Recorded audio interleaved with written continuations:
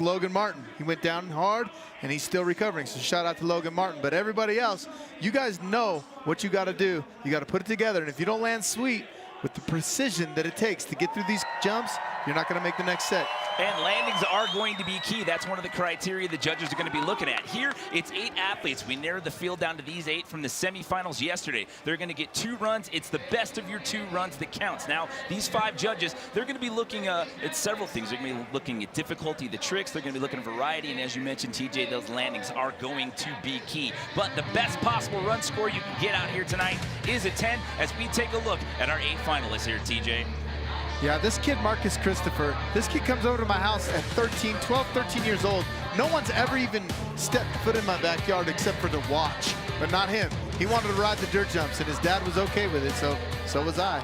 And he really proved himself that day to me. He's going to start us off. 7th place qualifier at the Lake Paris event we had in May of this year. Only 14 years old, but don't count this kid out. He rides like a veteran. No, I never met a kid I didn't like from Ohio. Here goes a nice smooth tail whip backflip, triple tail whip on the 2nd set. Landed with enough speed, was going for the 360 backflip, but it just couldn't get it together. But like I said, he's 14 years old, so he bounces right up like it's a resi mat. But believe me, that jump right there is hard packed. There is no give in that jump. Watch this on the 2nd hit. That was the triple tail whip. It just lands a little low on that one, and that kind of killed the speed going into the last hit here. Yeah, he landed a little low, and he landed on his back wheel. What you want to do is you want to land front wheel first at the very top of the landing. That's where you want to be. That's how you want to land. Again, so there's 5 judges. They are looking at overall impression. It's a 1 to 10 scale. They take those 5 scores and average them together. So again, the best possible run score you can get out here is a 10. So he starts it off with a 5.24 as we bring in Australia's Brandon Lupos for his first of 2. This kid does some really big tricks. There's some nice style. You see that big no-handed flip, nice 720 coming on the 2nd set. Into that cash roll on the last set there. Cash roll being brought into BMX by Brett Benesewich, who's another fallen soldier. That guy's one of the baddest ever. And for him to bring that out was really nice. Big, smooth, no-handed flip on the 1st set. You know, that's something that you don't see a lot in these contests, is guys worrying about style like this. Like, he's very concerned with how he looks doing the trick, not just getting it done. Look where he puts that down right there, just past the sweet spot, just past the knuckle of the landing right there. And look at that score, an 8.26. That is a huge first run score there for Brandon Lupos. Yeah, this kid, Dingo, Andy Buckworth, coming from Australia. He's one of the sickest riders you'll ever see. And he just exudes style. The kid does not play around. See what he can combine here for his first of 2. Double flip on the 1st set to a front flip no-hander. I'm not too positive what we just saw on the last set, but I'm pretty sure it was a downside double tail whip 360, which is insane. But a double flip on the 1st set. The kid does double flips for breakfast every single day, and then he goes right into a front flip tuck no-hander. He can do that trick double on the Mega. Watch where he lands on this right here, though. Yeah, he's got it's a triple downside tail whip. So he's got a triple downside tail whip, which is kind of like a decade, but it's a downside 360 tail whip, but it's a triple. So that was insane. All right, we'll see where this puts him into the mix here. This is the opening round out of 2 here in BMX triple hit. Your current leader, Brandon Lupos, with an 8.26. Just going a little off to rider's right on that one, but he checks in with a 9. Again, the best possible score you can get is a 10, so Andy Buckworth slides in there with a 9. This next rider looking for redemption. Last year, Brian Fox was ready to do battle here in the semifinals and had a crash, so he's looking to get some work done here in 2017. Nice big bar spin backflip into a 1080 on the 2nd set, into a double backflip on the last set. That is insane. This is ridiculous. There's nothing but upside for these guys, and all of a sudden he just goes out first go, keeps it easy on the 1st set. How in the world? Into a 1080, and is once, just killing it. Twice, 3 times right away, no problem. And then has the speed to do a double backflip out of that. Dude, that's insane. He landed so high that he was able to do a double backflip on the last set, which I don't even know why you would try a double backflip on the last set. Oh my goodness, at 9.36, just getting it done. On the door of perfection, and this is the first round. Colton Satterfield, Salt Lake City local here, two-time X Games BMX Big Air gold medalist, in for his first. Oh, 360. Backflip 360. Oh my goodness, Colton. He might have banged his face on that one, but Just gets a little hung up there on that second set. Again, it's the best of your 2 runs that count, so he's got another shot coming. he's going. Oh, he's going Trying to for a kick that downside tail to tail it back. Missed his pedals and landed low as well. That one kind of whiplashed him around, so he got out of that one rather unscathed for the potential that had right there. So that'll be a toss-away run for him. Up next, out of Youngstown, Ohio, this rider here, known for his technical skills. #1 qualifier from the Lake Paris event. This is Nick Bruce. Nick Bruce, 360 triple tail whip into a 360 backflip, no-hander. Double tail whip backflip. The hits just keep coming. I'm trying you don't my even hardest. get a chance to I'm process sorry, yeah. what you just saw before the next check this guy trick out. comes at you. 360 triple tail whip. It almost was like an off-axis backy, but it wasn't. And there's a 360 tuck no-hander backflip on a second set into a double tail whip backflip. Man, these guys are just not playing around. Like I said, the judges got the wow at 9.42, which will solid. put him in the top spot. And we still have 2 riders left to go here in this first round. Coming up next, he finished 3rd place here last year. Mind-blowing technical combos are what he's known for. This is Alex Colborn. Massive backflip tail up on the first set, triple tail 360 into a truck driver to 360 on the last set. So it's a 720 truck, but it was like the truck driver was done on the first set. So then he goes, bar spin catch, big backflip, just a big floaty backflip. That's how he wants to be. Triple tail whip 360 on the second set. Just got a little weird on the landing on that. Into a truck driver to 360. I'm surprised with the landing that he had out of that 3 triple whip. I'm surprised that he had enough speed to get over and do that. But at 8.52, so that'll slide him into 4th place as of right now, as we take a look at your defending champion from last year here in Rice-Eccles Stadium, New Richmond, Wisconsin's Colton Walker. Colton Walker, 360 backflip, bar spin to tail whip, into a 360 double whip to truck driver, bar spin to double tail whip. He was running out of real estate on the left side of the landing there. He caught the last foot of the landing area. Man, these guys. There's a double downside whip to bar spin. Wow. Into a bar spin tail whip, a bar spin double tail whip. That's what he's got going on right there, which was sick. It's a combination of this thing he calls a twist, where he bar spins and tail whips at the exact same time. So he'll slide in with a 6.14 to wrap up round #1. So we've still got 1 more round left to go here in Rice-Eccles Stadium. It's more BMX triple hits when we return. Guys been pushing the progression of ramp riding lately. So much talent on the deck. Backflip bar spin to tail whip.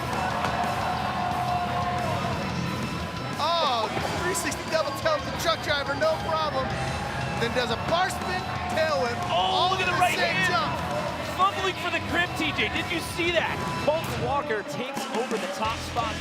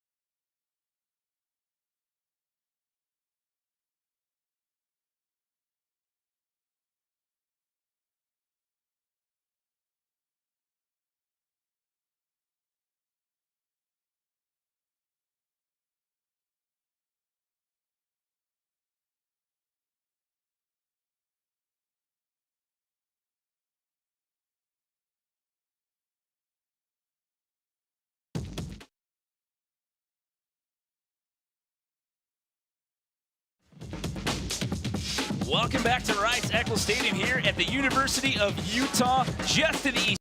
The Nitro World Games, and we have completed round 1 out of 2 here in the BMX triple hit competition. And as of right now, it is Nick Bruce sitting on top of things with a 9.42. But look at the grouping of those scores right there for our top 3, TJ. You've got a 9.42, a 9.36, and a 9 for your top 3. Best possible run score you can get is a 10. But we do it all over again one more time with Marcus Christopher. Yeah, you follow Marcus Christopher on Instagram, and you'll see some stuff go down. Backflip tail whip, 360 backflip on the second set to double downside tail whip, perfect. And he looked like he's just going down a set of trails like nothing. He's only 14 years old. 14 years old. His first round, he rides like he's one of the veterans. Look at that. Look at that 360 backflip, how smooth and perfect it was. And then 360 double downside. Like 2 years ago, this kid would have won everything. So he was born in the wrong year, sir. So again, 5 judges working off of a 1 to 10 point scale. It's overall impression. Those 5 scores are averaged together. So best possible run score you're looking at here today is a 10. So he'll get an 8. So that'll slide him up into 6th place. Nice. As of right now, Brandon Lupos currently sitting in 6th with an 8.26. He won the Feast Denver contest, didn't he, this kid? Oh, and just coming up. Bad landing there, and he has to hit the brake. Can't go over that second set. Yeah, that's what I was telling you. You gotta be precise on these jumps. If you land, you have to land front wheel at the top of the landing in order to make the next set. So right here, he landed back wheel, halfway down, got a little loose, had to step it off. Had to hit the brake and drag that left foot right there. Tough break for him. Right now, let's check in with the 3rd member of our team, Laurent Nickel, who is down there with none other than Matt Hoffman. You guys, he is the pioneer of BMX, and he is here at Nitro World Games. Matt Hoffman, next to me, you have seen the progression in real time. Can you talk about all the changes that you've seen for BMX in the last 5 years? Oh man, it's the last 5 years. It's like just every year, it's a whole different game. You know, I mean, it's so progressive right now, and these guys. I mean, beyond that, I mean, this is the most talented, physically talented riders in the world. But mentally, when they drop in on this stuff, that's just as important. I mean, they have to accept. They have so much on their mind, and they have to accept. Maybe not with ramps like this, you might not walk away. You know, so you have to be able to still have the focus to do the impossible whenever you have to accept that before you roll in. So, yeah, it's amazing what we're watching right now. And I'm sure. Oh, like I said, you know. Point in case, you know, like case in point, yeah. A very tough sport. These guys putting it all on the line. Matt, thank you so much for being here, and we look forward to catching up with you throughout the day. TJ, Jimmy, back to you guys. Oh, what happened there at the end of that run for Andy Buckworth? On the very last set, he just couldn't get his bike together. He was doing a double downside tail whip again. It was actually a decade to 360, I think, is what he was trying to attempt there.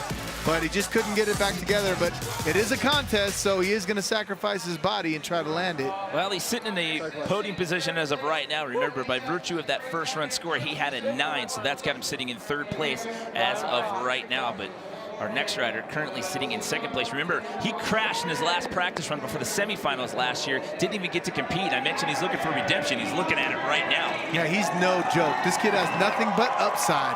Looking at a double bar spin backflip into a 1080 on the second set. He had to jump off. He was going a little bit long, and instead of landing super hard and maybe getting a little loose, jumping off the side, maybe crashing even harder, he decided to step off. So right here, he's looking for the landing, He knows that he's coming up long, so he has to jump off.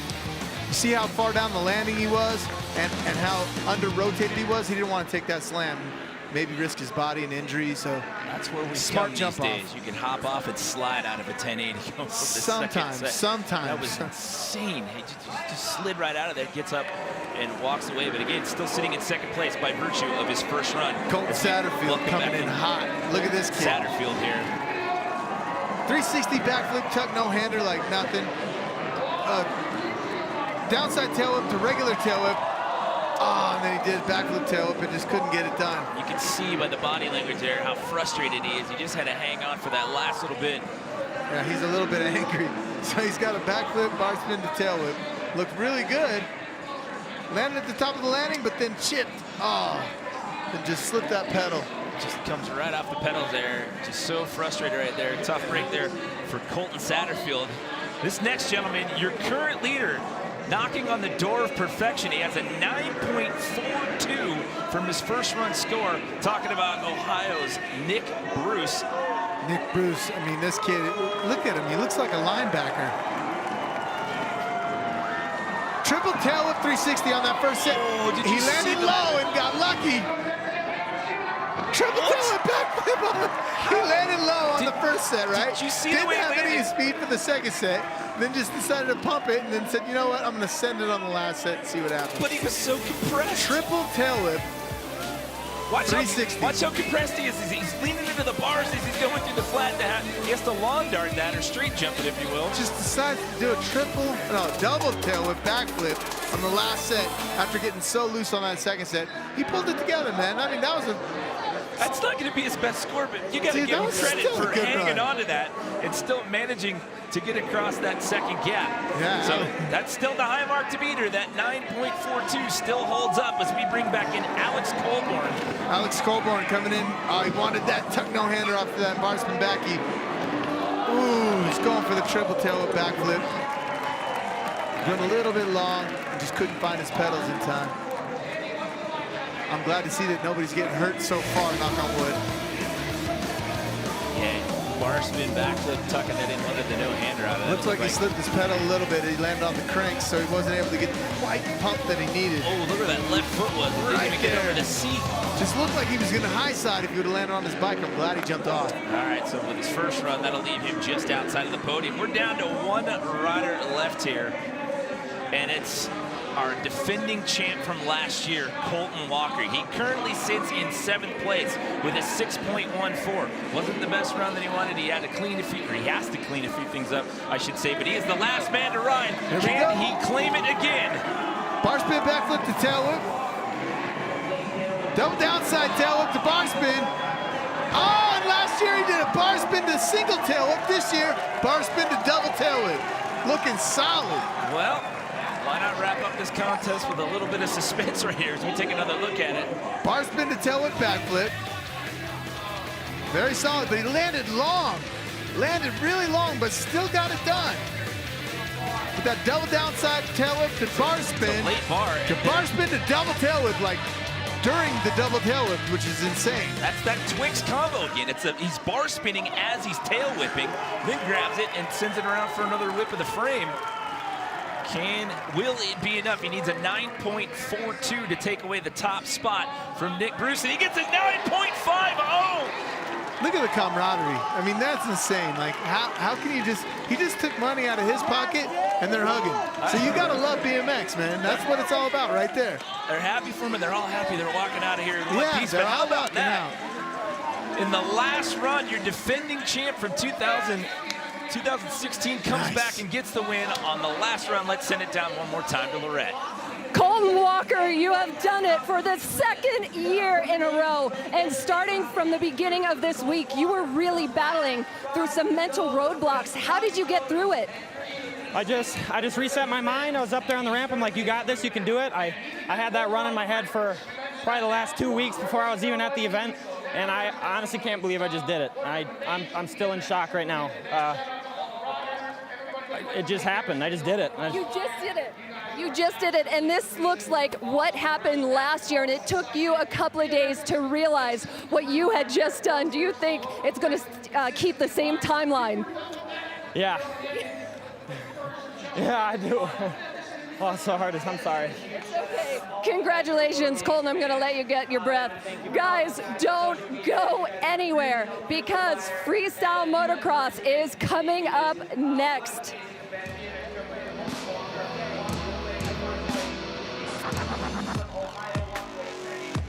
A lot of stuff being done in the best trick comps that I've just never seen before.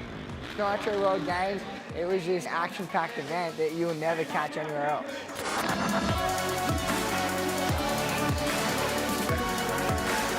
Double down, backflip, filthy. Double front flip, straight up, and we didn't even get on. Nitro World Games brought to you by Utah Sports Commission. Utah, the state of sport. Hyper Bicycles.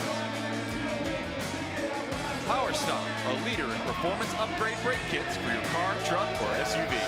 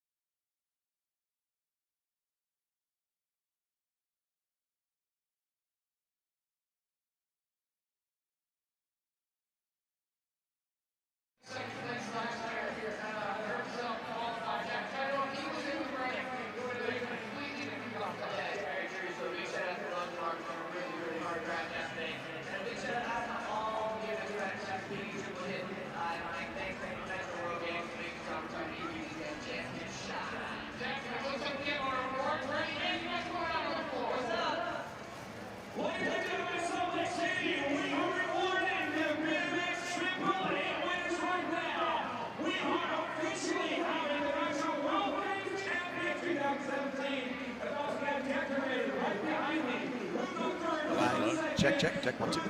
I got you.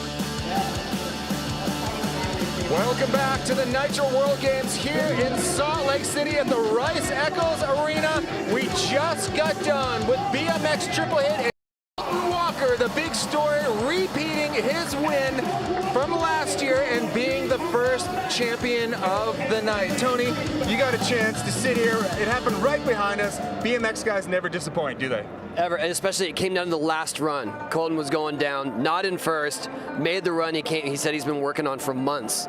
Wow. I think he still doesn't believe that he made it. Well, that's the theme here tonight. It's going to be going crazy. Freestyle motocross is next, Tony. That's one of our favorite ones to watch. These guys are going to go absolutely bonkers. And speaking of bonkers, they're going to be giving away a custom Nitro World Games Slingshot SLR Roadster to the athlete that takes it to the edge, the athlete that doesn't hold back. The single best trick of the night, a world's first, just someone who's absolutely pushing it. And someone that pushed it last year is this guy right here, New Zealand's Levi Sherwood. Levi Sherwood from New Zealand. Watch what he's capable of doing. Here's the 120-foot ramp. Dead body! He held that so long. Longest I've ever seen that trick held. Wow. Oh, now there. Bar hop. The extension really putting it down. Going to the extension on the double grab. Oh, filthy. The extension was ridiculous. Levi absolutely nailed it. Well, Travis Travis Pastrana, Levi Sherwood has got to be a favourite again this year. We are live with Freestyle Motocross presented by Valvoline. Last year was big. This year is going to be even more insane. Well, Levi warming up with double backflips, double backflip combinations on a two-stroke at altitude. Absolutely amazing. He is definitely on point. He took us completely by surprise. He didn't even tell anyone he was doing double backflips. He turns up here to Utah and he just starts throwing them in practice. Yeah, and let's talk about the front flips. Half the field doing front flips, front flip variations, learning front flip variations when they go over the DOD, degree of difficulty, and thinking, well, I don't have a big enough trick to win, so I'm going to learn it right here at World Games practice. Well, you've been a big part of that. Pastrana Land has been where all the action is, and these guys have learnt their stuff safely, but with whole new sorts of innovations because of you. We are on track already. First rider up, Steve Minnie out of Mudgee, New South Wales, Australia. 8 riders, 8 tricks, and we are go. Starting off, huge whip, heel clicker. Now, Steve Minnie probably has one of the biggest whips out of all the guys. He's electing to go. There's a little bit of wind, so he's electing to hit the ramp that's kind of downwind to a different landing. So he's going to be doing this whip next. Definitely one of his best strengths, I'd say. That's right. They've got to do him in the first trick. Turning it inside out, pointing it at the hot dog stand, as Bilko would say for us. Now, Minnie's the combo king, so you're going to see a lot of awesome combos come from him. He's going to be on fire. He's going to have to rely on these upright tricks, though, to really throw it in. So you see huge to no-hand lander, triple combo on that one. Getting a one-handed seat grab, throwing it into an India and landed no-handed. If there's one thing for Steve Minnie, it's all about landing no-handed. Now, the first trick has to be an upright trick. The second trick has to be a whip. Third one is an upright combo, and now it is flip time, Travis. Well, it's the 120-foot ramp, so let's see what he's got. Combo, backflip, heel clicker to Superman to Indy, and I think he was probably looking for something else, but he's shaking his head. But that he can just put in so many combinations, and when you do it upside down, the degree of difficulty goes up times 100. And especially over that 120-foot gap, there are bonus points for doing it over the 120. There's the kiss of death flip, the ruler flip, as we call it in Australia, getting some good extension off the bottom of that thing. Steve Minnie out of New South Wales in Australia qualified 3rd at the qualifiers to get himself here into the finals in Salt Lake City. And 7th yesterday to get himself in the final 8. Heel clicker, Superman. Yeah, that's over the 120. Minnie is a combo king, like we said, but towards the end of this run, when it gets to the newer stuff, he can do anything that anyone else has done, probably better than anybody. Kind of like an Adam Jones, but you got some guys throwing stuff that's never been done that is going to be difficult. I think he's probably going to go for a front flip here soon. Well, talk about never been done. He only learned the front flip a couple of weeks ago, holding on to that one. Oh! No, was that even? Did he bar check? We'll have to watch that one. We'll have to see if there's a replay of that a little bit later on. But he definitely got the no-handed flip. He went for the no-hander lander. If he did it the whole way, judges are going to reward him big time for no bar check. Now, as you said before, he is one of the new guys to have learned the front flip, and I have a feeling he's probably lining up that front flip ramp right now. Here we go. This thing's like hitting a curve at the top of the ramp. There we go. Front flip. Perfect. Oh, man, that comes in. It's like doing almost a double backflip. The spin is so absolutely out of control once you hit that kicker. Well, when you come out first, you've got to come out absolutely swinging, and Steve Minnie has done that. Heel clicker, Superman, over the big gap. Now, I know, Travis, he was probably looking for a no-hander lander, but that's okay. He gets bonus points for doing a big combo over that 120. Here he goes this with a no-hander, small bar check. To no-hander lander. Well, you're going to see it's pretty windy down there. These guys, and that's been really troublesome. It's like hitting a curb at the top. It does not throw the bike in an automatic front flip. It is absolutely an insane feeling. You can't spot the ground at all. And there he is, just seeing it right as he's landing. Well, first rider out, Steve Minnie out of Australia. He has put down a score of 61.45. That is a big opener there for Steve Minnie. Well, I mean, a front flip in the first run. Last year we saw a couple of front flips. This time, bang, out they come. Blake Bilko Williams on deck right now. He is now out there, starting off straight away, full extension there with a cliffhanger. One of the tricks that he's been throwing down for a long time. You want to talk about innovation? Of course, you've been a big part of that, but Bilko has invented so many tricks over the years as well. Here we go. This is where he's going to struggle a little bit on the whip, but that is a pretty big whip. This is Bilko 2008 spec. Look at that nose wheelie, spinning it around. This guy, he's a crowd favorite. He is the guy that goes out there. He feeds off this crowd. The louder they get, the more he can do. He's got some amazing tricks later. There we go, double combination. triple combination, no-hander lander. Getting that holy grab into the Indian, landing no-handed, and now lining up the big one, Travis, the 120 for Blake Bilko Williams. Here we go. He definitely has some 360s. I don't think we're gonna see it off the 120. Big no-hander all the way into the landing. Super awesome. Definitely getting the extension on that one on the big combo flip.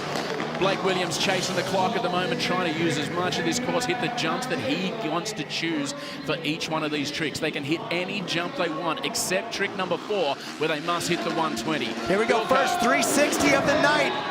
It's pretty good. He is a 360 king. You're going to see a couple of 360s. They fit in a couple of the different categories. Those are high-scoring tricks. He's going to want to get that a little bit flatter, as that was still a really high score, though. It's a very, very difficult trick. Sorry. Our TVs just went down here. Sorry.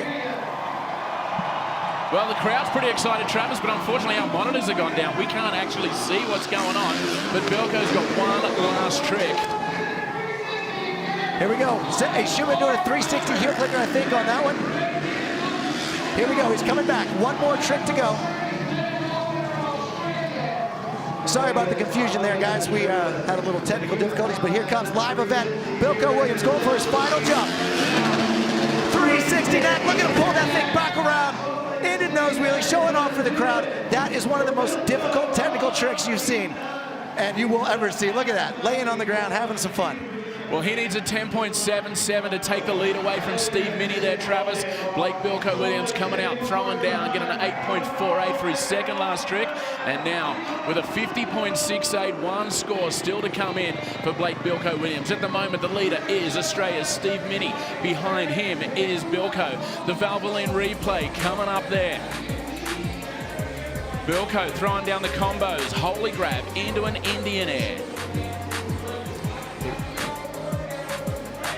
No-hander lander at the end of that combo. His 360's looking good there, Trap. Look how flat that knack 360 is. He is the 360 king. You won't see a lot of other guys doing 360s. I mean, he was one of the pioneers of that trick, and then into the nose manual there. Look how flat. Looking at the cam. Last replay right here. Look, throwing the knack, and then at this point the bike completely stops. He has to grab it, yank it around, and try not to land sideways. That is an instant face smash. Well, score in for Bilko. He gets an 8.31, and that has put him into second place. We're going to take a little break and be back with more Nitro Circus World Games.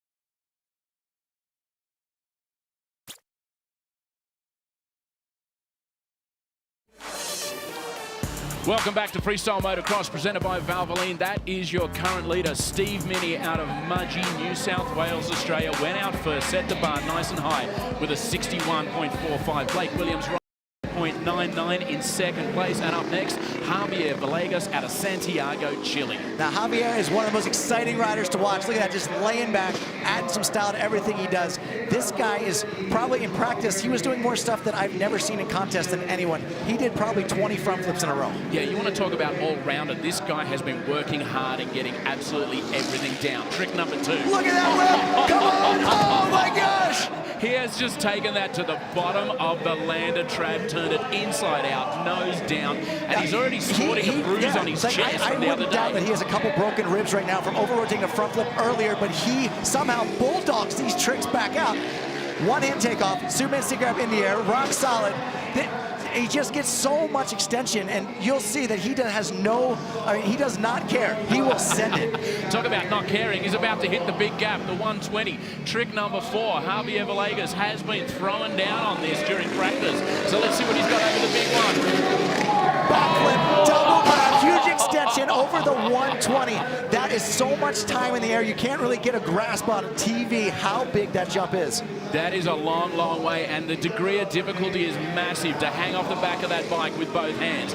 In right now, trick number 5. Cliffhanger, huge extension, coming up a little short. The wind must be playing a factor. That is into the wind going that way, and where he overjumped the whip, that was with the wind. So definitely going to be interesting as these riders continue on. Well, first bit of practicality right now. He's going back to the 120. He wants that bonus point there, Travis. There you go, huge one-handed double grab. Absolutely unbelievable over that 120. Well, remember that bonus only happens 2 times during your run, but you can use the 120 as often as you'd like, as long as you use it for the first time on your 4th trick. He is now lining up straight back down the middle. Javier Villegas. Seat grab, in the air, flip, absolutely full extension. He has only 2 tricks left to be scored. He is lining up to finish this run. He needs only a 3.02 to take the lead. For the front flip ramp. Front flip ramp. Huge no-hander. Get it? Yes, absolutely perfect. He has been practicing. He learned that in practice. Javier leaving nothing on the table. And not just a no-hander, Travis. That is a full-on suicide no-hander. Hands behind the back, fully extended and front flipping and landing absolutely in the sweet spot. He needed a 3 to get it on that last one. A 9.22, taking something out of Harry Bink's book for sure. Into the lead with a 67.65. Javier Villegas does take the lead here at the Nitro World Games. Let's look at some replays and see what that run was all about. No, definitely quite an amazing run. And I'm really, really excited for Javier. Yeah, he had such good extension on, it's hitting every ramp, using that 120 to really utilize that extra 15% bonus. The front flip no-hander, Harry Bink's the only one I've ever seen do a no-hander like that, and Javier just sticking it perfect. All right, so the scores are being updated at the moment. Steve Minnie was in first place. Blake Williams was in second, and that means Javier Villegas does go into the lead. Villegas with a 67.65 is your current leader.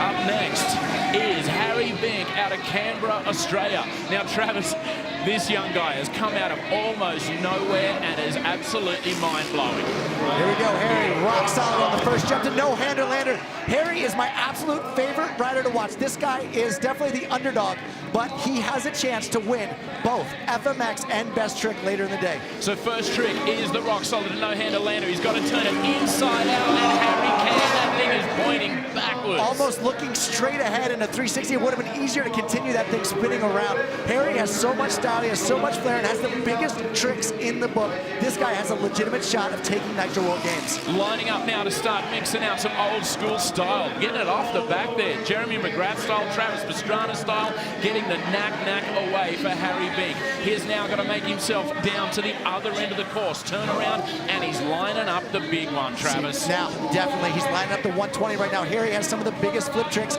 but that was a well-rounded move. Doing a knack is definitely not going to help his overall run here. Over the 120, big seat grab, hard attack hanging off the back of that thing. I don't think at home you guys can get a full grasp of how big that jump is. The consequences are huge. The hang time is absolutely unbelievable, and to get that difficulty of hanging under the bike, one hand on the seat, one hand on the bars, Harry Bink definitely throwing it down at the moment. Big score too, a 10.26 for that one. Here we go.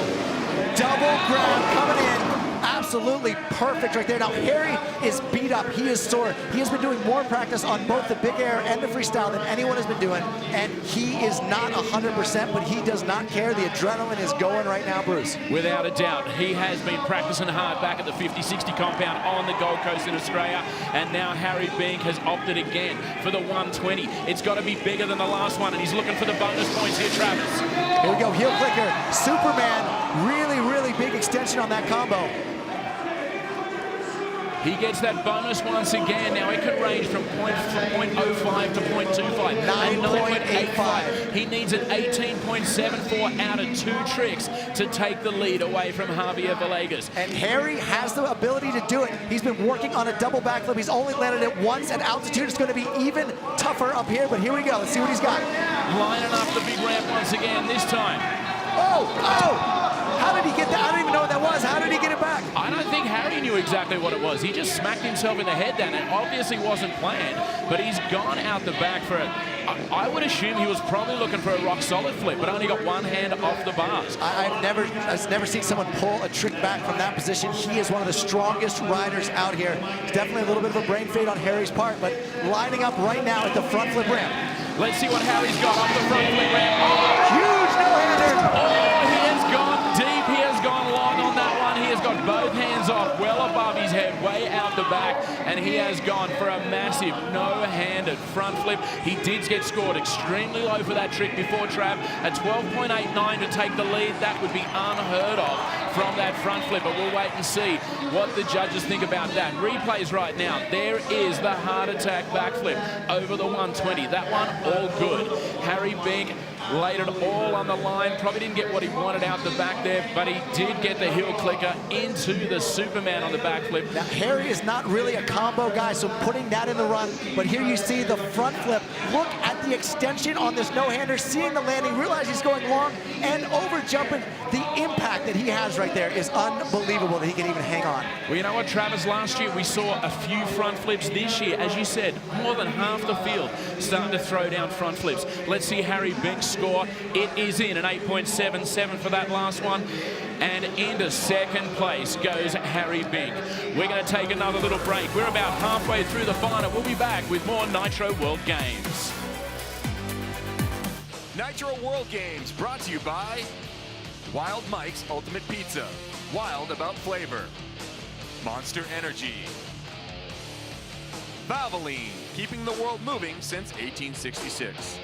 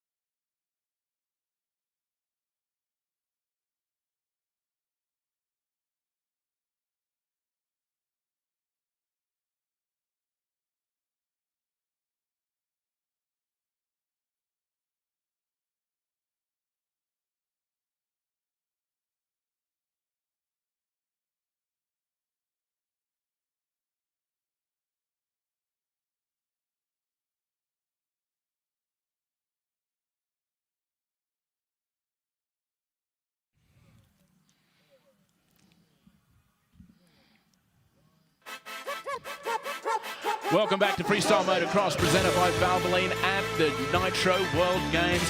Hey, Travis, we got to... Too much electricity, too much craziness in the air right now. We've had a couple of technical glitches. It's been in and out on the screens. It's been in and out on our screens. So we've been climbing on tables, looking out the window, trying to keep up with what's going on. No, it's been absolutely amazing, though. Harry Bink throwing down a huge run. You'll see him later in best trick, but now, honestly, any one of the next riders could knock Javier off of that top spot. That's right. Javier Villegas in first, Steve Minnie in second, Harry Bink into third at the moment. And on course right now, Josh Sheehan out of Donnybrook, Western Australia, the boy from the furthest most point of the world from right here, is on course right now. Sheeny, huge whip right there. He's one of the guys that really throws down. He seat bounces it, and he's not throwing the turn down. Most of the guys are electing to turn the bike around backwards. He turns it upside down. So degree of difficulty for the whip or the turn down, exactly the same, Travis. It's all about style. Combo time. Holy grab, reaching back, touching a bit of boot on that Indian air, almost executioner style. One-hand Indy as well, definitely getting... Sheehan knows he has the biggest tricks in the book, the only one to ever do a triple backflip, but right now he has to work on these first couple jumps to be well-rounded enough to win this event. Oh, fully extended over Double the 120. Grab, 120. Come on, Josh, that is amazing. Absolutely taking it large, landed right in the sweet spot. That landing is quite brutal too, Travis. It's not exactly steep. You land that, you're going to bounce if you get it in the wrong spot. It is such a big jump, but he's circling back around now to go downwind on this one. And he scored a 10.35 for that one. There Heel it clicker is. 360. Oh, I do not know how he gets that back. It comes in so off axis. Taking it absolutely inside out. There is 5 down, 3 to go in this run. He still needs a 28.66 out of 3 tricks. So Josh Sheehan back to the 120 once again. He wants those bonus points. It's got to be in the higher difficulty trick back Heel up. clicker, huge Superman, biggest combination heel clicker Superman we've seen. Also over that 120. You guys at home, you can't understand how far out of the sky they are falling on that jump. That's right. Remember, we got 5 judges there, Travis. They're only looking at execution now. A few of those guys have done the same trick over that 120. The difference is that Sheeny has done it bigger than the rest of them. Let's see what the scores are like. Knack, 360. Absolutely unbelievable. That was a huge 360 from Josh Sheehan. So Villegas still in the lead. Sheehan, one last opportunity. 7 down of 8. He scores an 8.61. He only needs... He needs a 9.96. This is going to be hard, but he's got a double backflip in his arsenal. At altitude, does he have it? Yes! Sheeny throws down a double in a competition run right at the end. He didn't even need that many points, but he has just stepped it up.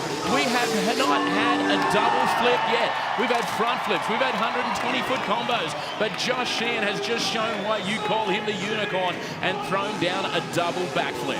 Here we go, some of the replays. Looking back at Josh Sheehan, look at the extension right there to the double grab, then one-handed Indy. This is what Josh has been working really hard on, was those first couple tricks, those upright tricks. Josh is the big hit unicorn, but he was solid all the way through today.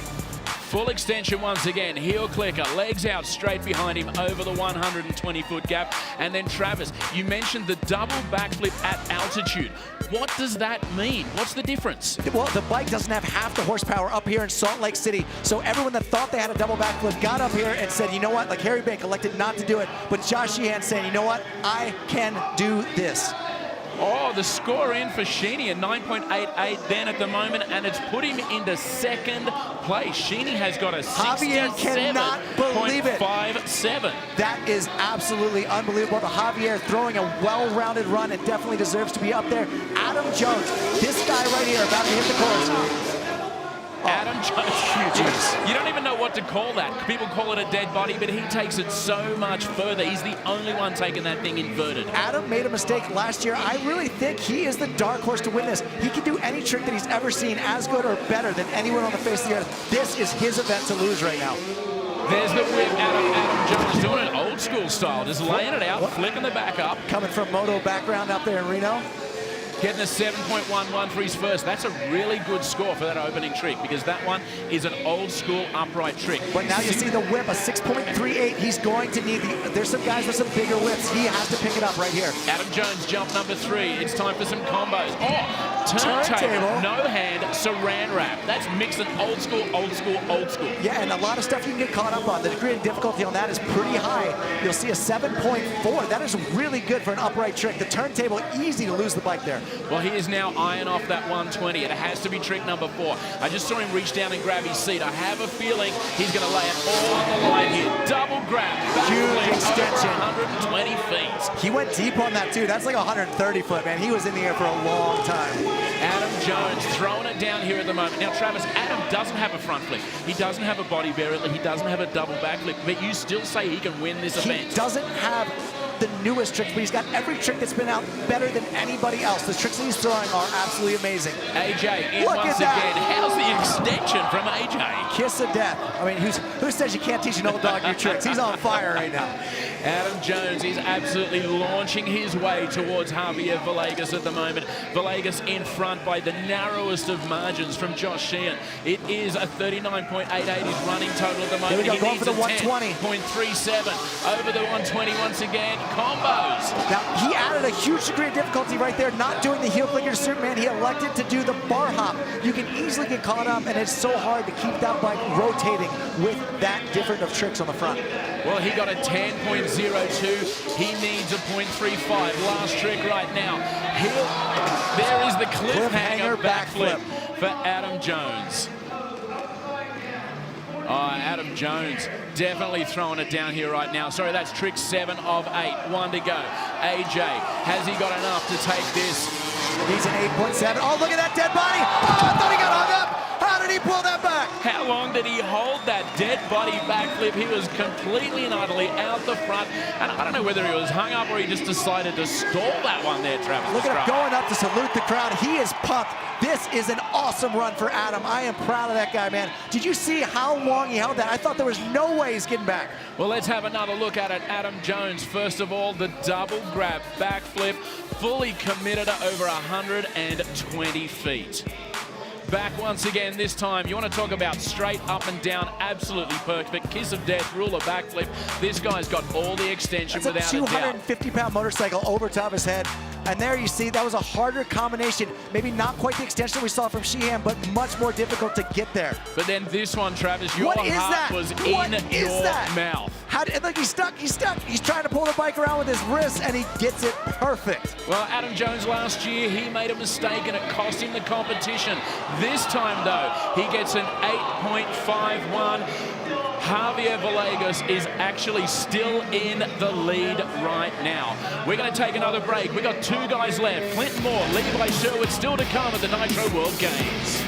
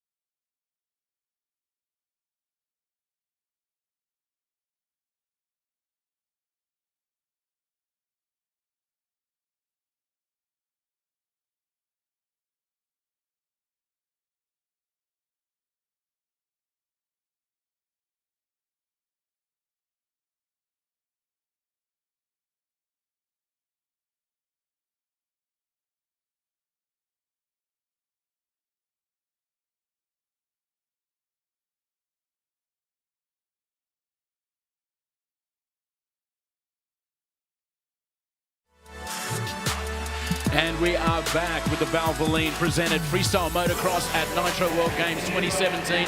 Travis Pastrana, there is your leader, Javier Villegas. He's had a couple just come at him. Harry Bink, Josh Sheehan, and Adam Jones have all had a crack, but he has held them off. Well, Javier is the only one that's doing that front flip absolutely huge, and the big whip. That is a big DOD right there. So now, we got two riders still to come. We got Clinton Moore out of Australia and Levi Sherwood out of New Zealand. He have had to put in their trick runs already. So if they haven't added enough into their DOD scores into their runs, they're going to have to be so clean it's not even funny. Clinton Moore opens up. Oh, big rock solid. Land that bike. Was getting away from him. Had to pull it back. Letting the bike go. That is so scary. You're catching it with your fingertips, 35 feet over the ground.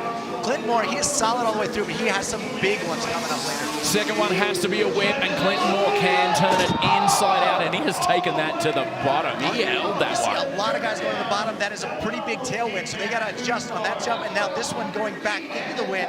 It's a big difference for the riders, and especially in altitude, knowing how hard to hit it. Well, Clinton Moore's definitely got a bigger bag of tricks than a whole bunch of these guys, including that. It's called the Bundy to no-hander. It is the Bundy. It's the first body burial we have seen. He has gone through the bars, upside down and around, and somehow landed no-hander.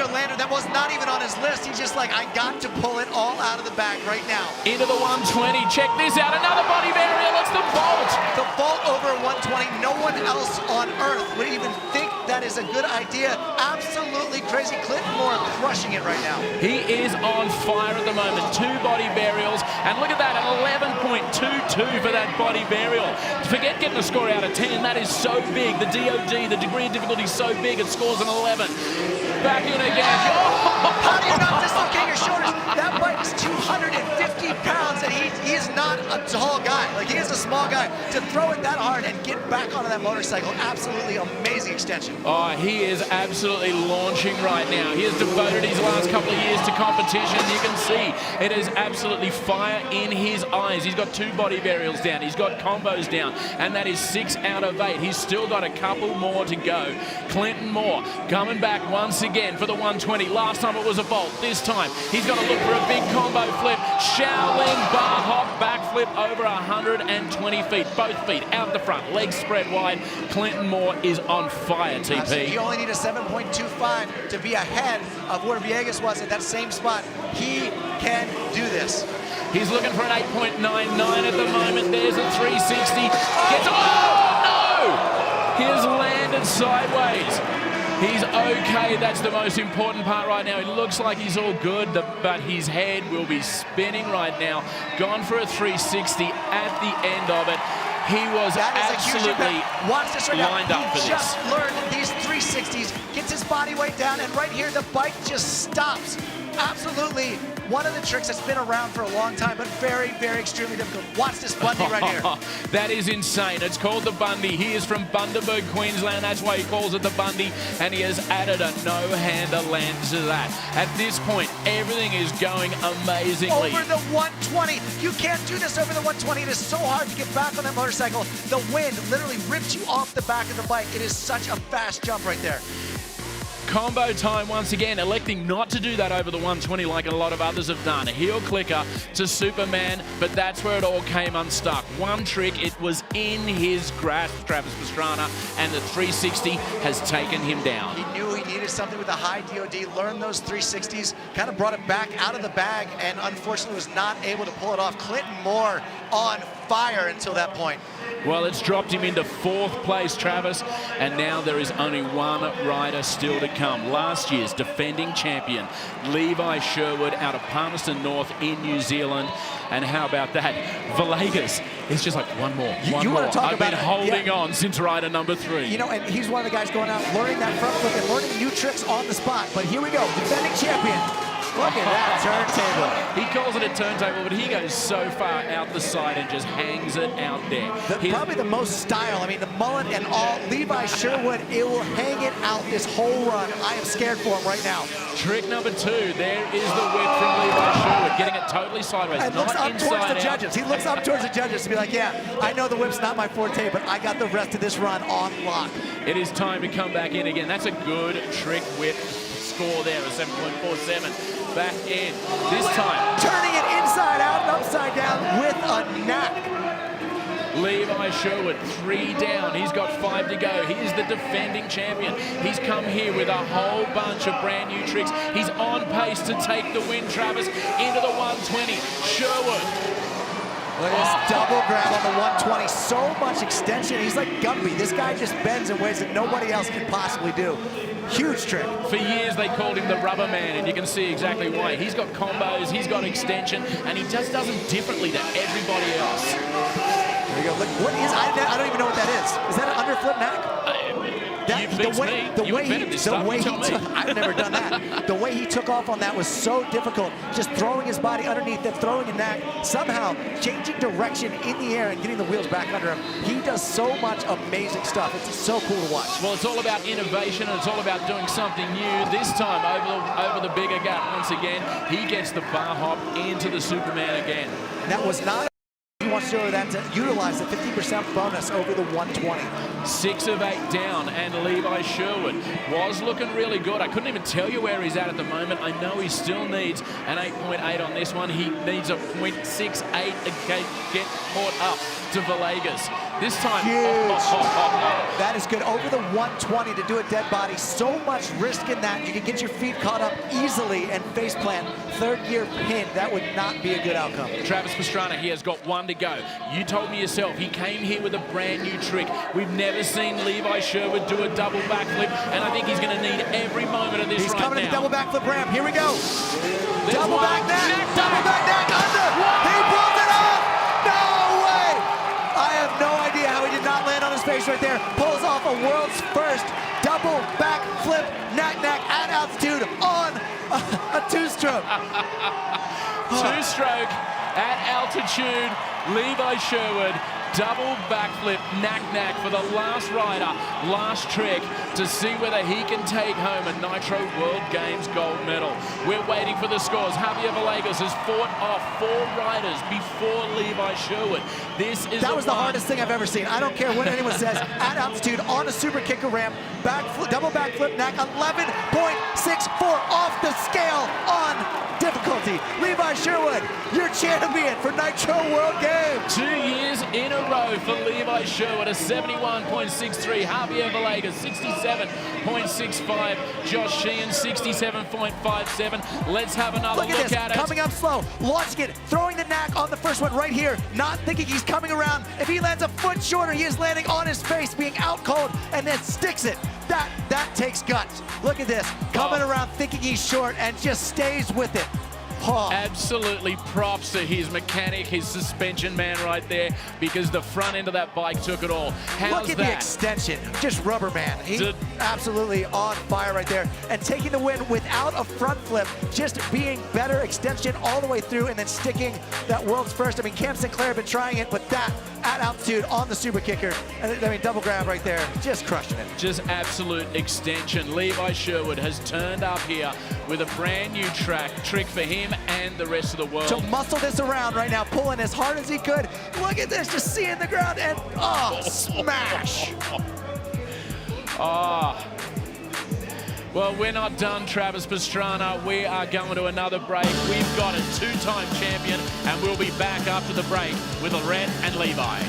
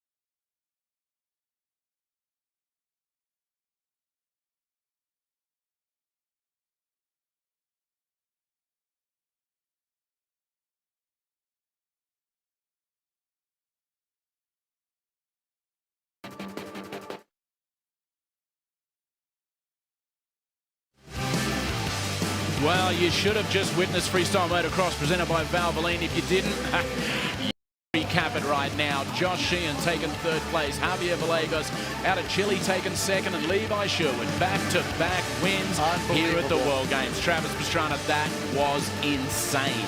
Absolutely crazy. I mean, these guys, a front flip, not even taking the win. As you see Josh Sheehan double backflipping to 3rd place in his run, getting his combo so much stronger from last year, really upping his game. That was a big trick over that 120 that time, the heel clicker into the Superman, and then a double backflip, and we know how hard that is at altitude. That was enough to give him 3rd place by the narrowest of margin. There wasn't even a point in it. See, Javier right here, definitely getting the combos down. Really, really solid all the way through. Great extension. One of my favorite to watch. And look at his front flip no-hander. Holding it off. He learned that in practice because he realized his DOD wasn't high enough to take down this guy. But you just can't meet Rubber Man. This guy is on fire today. You cannot. There is the bar hop. There is the Superman over the one, over the gap. And this, at altitude, on a 2-stroke. 2 strokes forever, man. Unbelievable. World first, knack, double backflip for Levi Sherwood and takes the win. So how about we hear from the Kiwi himself? We're going to throw down to Rice-Eccles and have a chat to Levi Sherwood, your 2017 Nitro World Games FMX Freestyle champion. Levi Sherwood does it for the 2nd year in a row, and he's on a 2-stroke, which loses power at altitude. You're riding into a headwind, and you're learning tricks on the ground. Any other elements that you're battling against out here? Just my own self. It's the hardest thing when you go out there. You know, watch these guys riding. They're riding at such a huge level. They've stepped it up from last year and then from qualifying again till today. So I just had to stay focused and remembered what I had to do. Can you even verbalize the pressure that you put on yourself in a one-and-done contest to execute all your tricks perfectly? That's the hardest thing about Nitro World Games. You've got one chance at it. So honestly, I've been speechless before my run, probably never before. Like, I was just walking around by myself thinking about what I had to do. I don't know if I've ever been so nervous before. Levi, how do you even put into words what this moment means to you? Oh, ask me in a couple of weeks once it's all kind of blown by, but I've been working so hard. I've been working the last 3 months to come back to Nitro World Games and defend this title, so you know, it means the world to me, and I'm just stoked to be able to share it with these guys. Levi Sherwood, congratulations. 2nd year in a row that you're walking away with that trophy. Congratulations. But guys, you do not want to go anywhere, because in 2016, Elliott Sloan set the bar high and never looked back. Skate is coming up. Elliott Sloan, this is a victory lap for him. There you go, look at that, Indy 720, perfect nose bump. Wow. And it's a great looking nose bump all the way through too. Gets the cork, drops that shoulder, kind of cheats the rotation a little bit, but comes around absolutely flawlessly. It's awesome to have an event on this scale, you know. No matter what you do, like every event here, you have to be a bit crazy.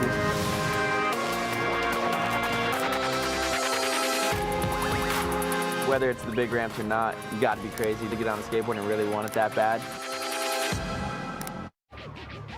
Nitro World Games brought to you by Slingshot, to the edge. Power Stop, a leader in performance upgrade brake kits for your car, truck, or SUV. Steel, built in America, believing in America.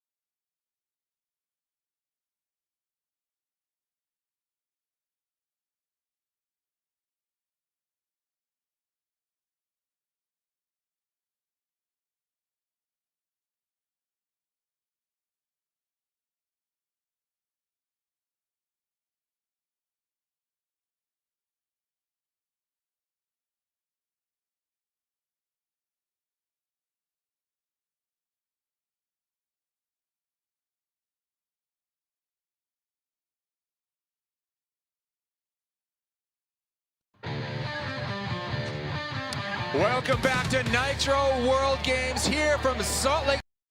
How about this? We've got 2 events down here and both repeat winners. Congratulations goes out to Levi Sherwood, taking it home yet again here at Nitro World Games. I'm Todd Richards. Sitting next to me is Tony Hawk, and we are about to get into skate. Now this is how it's all gonna go down. These guys are gonna try to do the best possible trick they can off this jump. We have 8 athletes, 6 runs. Best run counts, maximum run score of 10.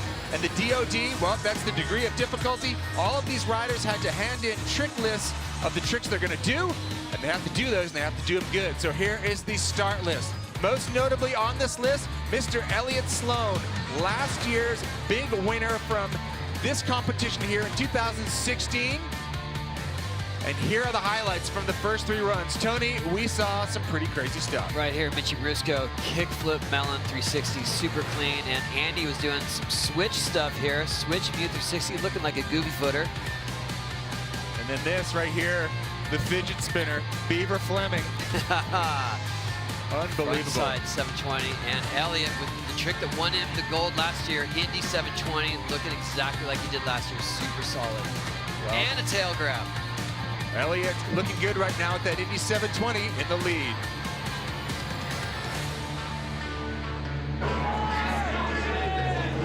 The happiest human in Rice-Eccles Stadium right now dropping in. This is Beaver Fleming. Oh my gosh. I don't know what that was, but I liked it.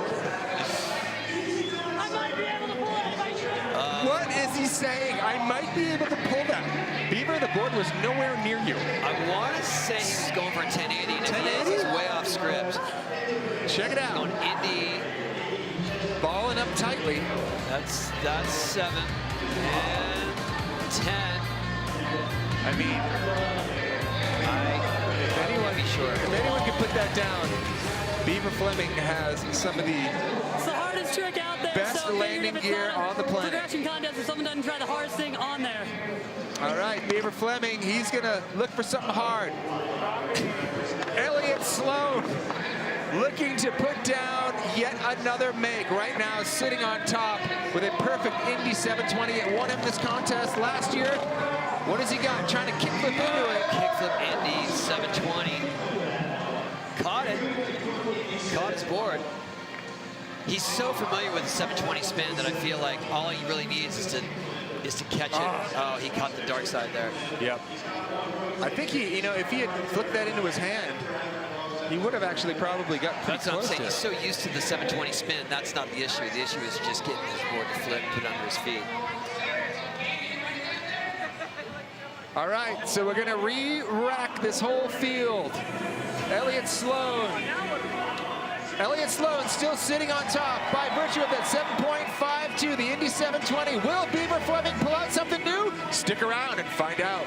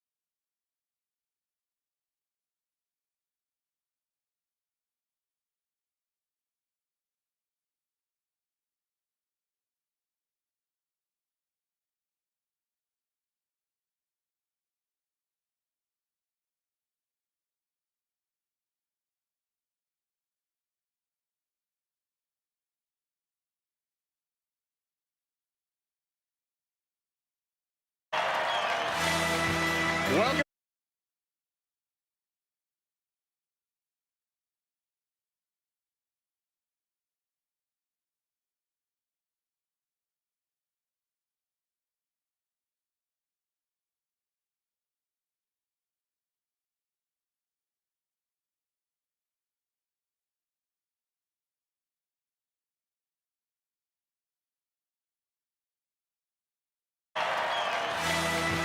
Welcome back to the Nitro World Games from Salt Lake City. Final presented by Yokohama Tires. Elliott Sloan sitting on top right now. We've seen some crazy moves by guys like Beaver Fleming. Not able to actually put down the wild moves that he's trying, but it looks like he's very excited. So we're back up top here to the top of the roster with Ronnie Gomes. He's having a rough time. One trick down, 87-20. Oh! He's looking a little off axis, but he almost made it. Ronnie Gomes not able to get that one back under his feet. Talk me through the replay here, Tony. Ready to go right. 720. You see his back foot came off, fixed it there, but that set his upper body a little too twisted. Ah, it looked like he had it though. Unfortunately for Ronnie Gomes, he wasn't able to make that one. He gets one more attempt out here to put down something special. Each one of these riders, multiple attempts. It only takes one. Back to the top, Marcelo Bastos coming out of Brazil for first. He needs a 7.52, having difficulty on all of his runs so far. So this kick from Indy 360. Oh, he keeps getting that landing sooner than he is ready for. Just, is it a question of just getting the right pop off I think it's just more that they're so focused on the trick that they're forgetting to actually launch off the ramp and get some airtime. Right, so check it out here during the replay. Right there, he's just a little too low. It seemed like that, yeah, you were saying it plagued Andy McDonald as well. The landing came up really, really quick. Marcelo will get one more attempt at this. You can see a lot of these guys wearing armor. Basically, wearing a different set of pads you would normally wear to ride a ramp. They've got, you know, back pads, hip pads, CJ Chest Titus. plates. Yeah. Not CJ. CJ's dropping in with shorts. He don't care. There we go. Oh, that was going to be it right there. Kickflip varial, Indy 3. Just so calm, cool, and collected. See, the wind is working against them. It's actually, maybe that is what's causing these guys to come up short on the landing. Yeah, I mean, in no other facet of skateboarding really does wind come into play. I mean, I guess if you're doing a high air contest, but not really in everyday skateboarding. Mitchie Brusco has a 7.02. He had a kickflip backside 360. He's looking for something special right now. Oh, almost that kickflip backside 180. Got to his feet a little too soon there. Mitchie unable to catch that one with his feet.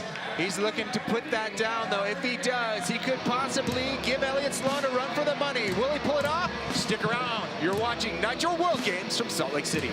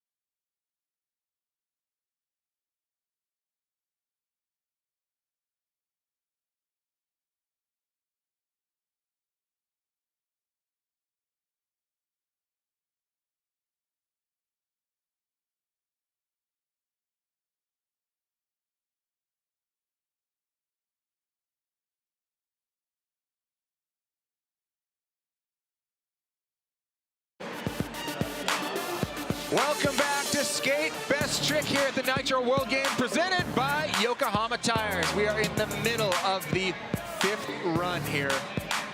Each one of these guys is going to get one more attempt.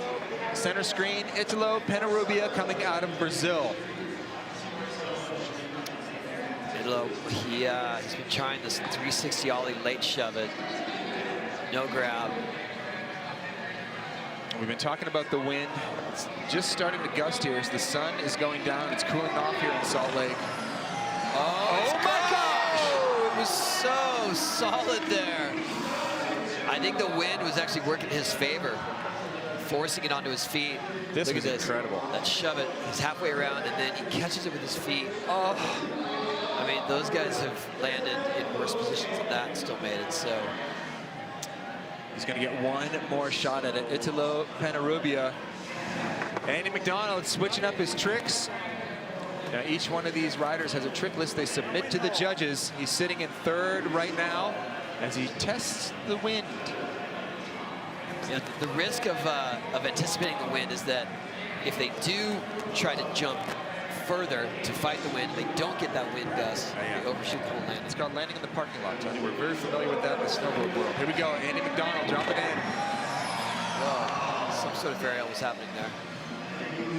Something happened, but it didn't involve a skateboard.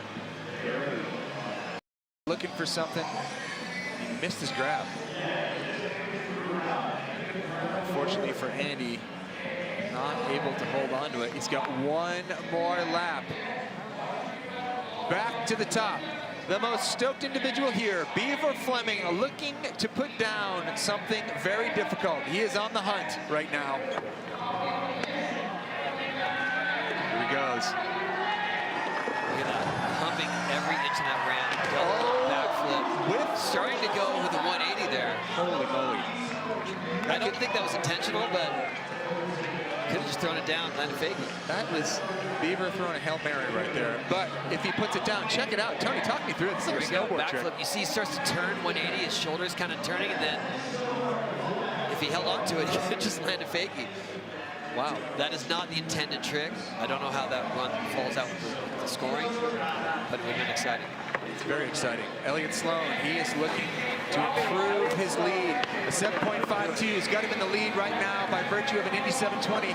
It won this event for him last year. He wants to add a flip into it. There we go, flip Indy 720. Oh, just the grab there. See how he was warming up for the catch there before he dropped in. Oh, he's bummed on that one. Still sitting in 1st, but he wants to go out with a world's first here at the Nitro World Games. Still on top. So, Elliott Sloan still in 1st by virtue of this Indy 720. Can he hold on to that lead, or will Beaver make the double? Stick around and find out.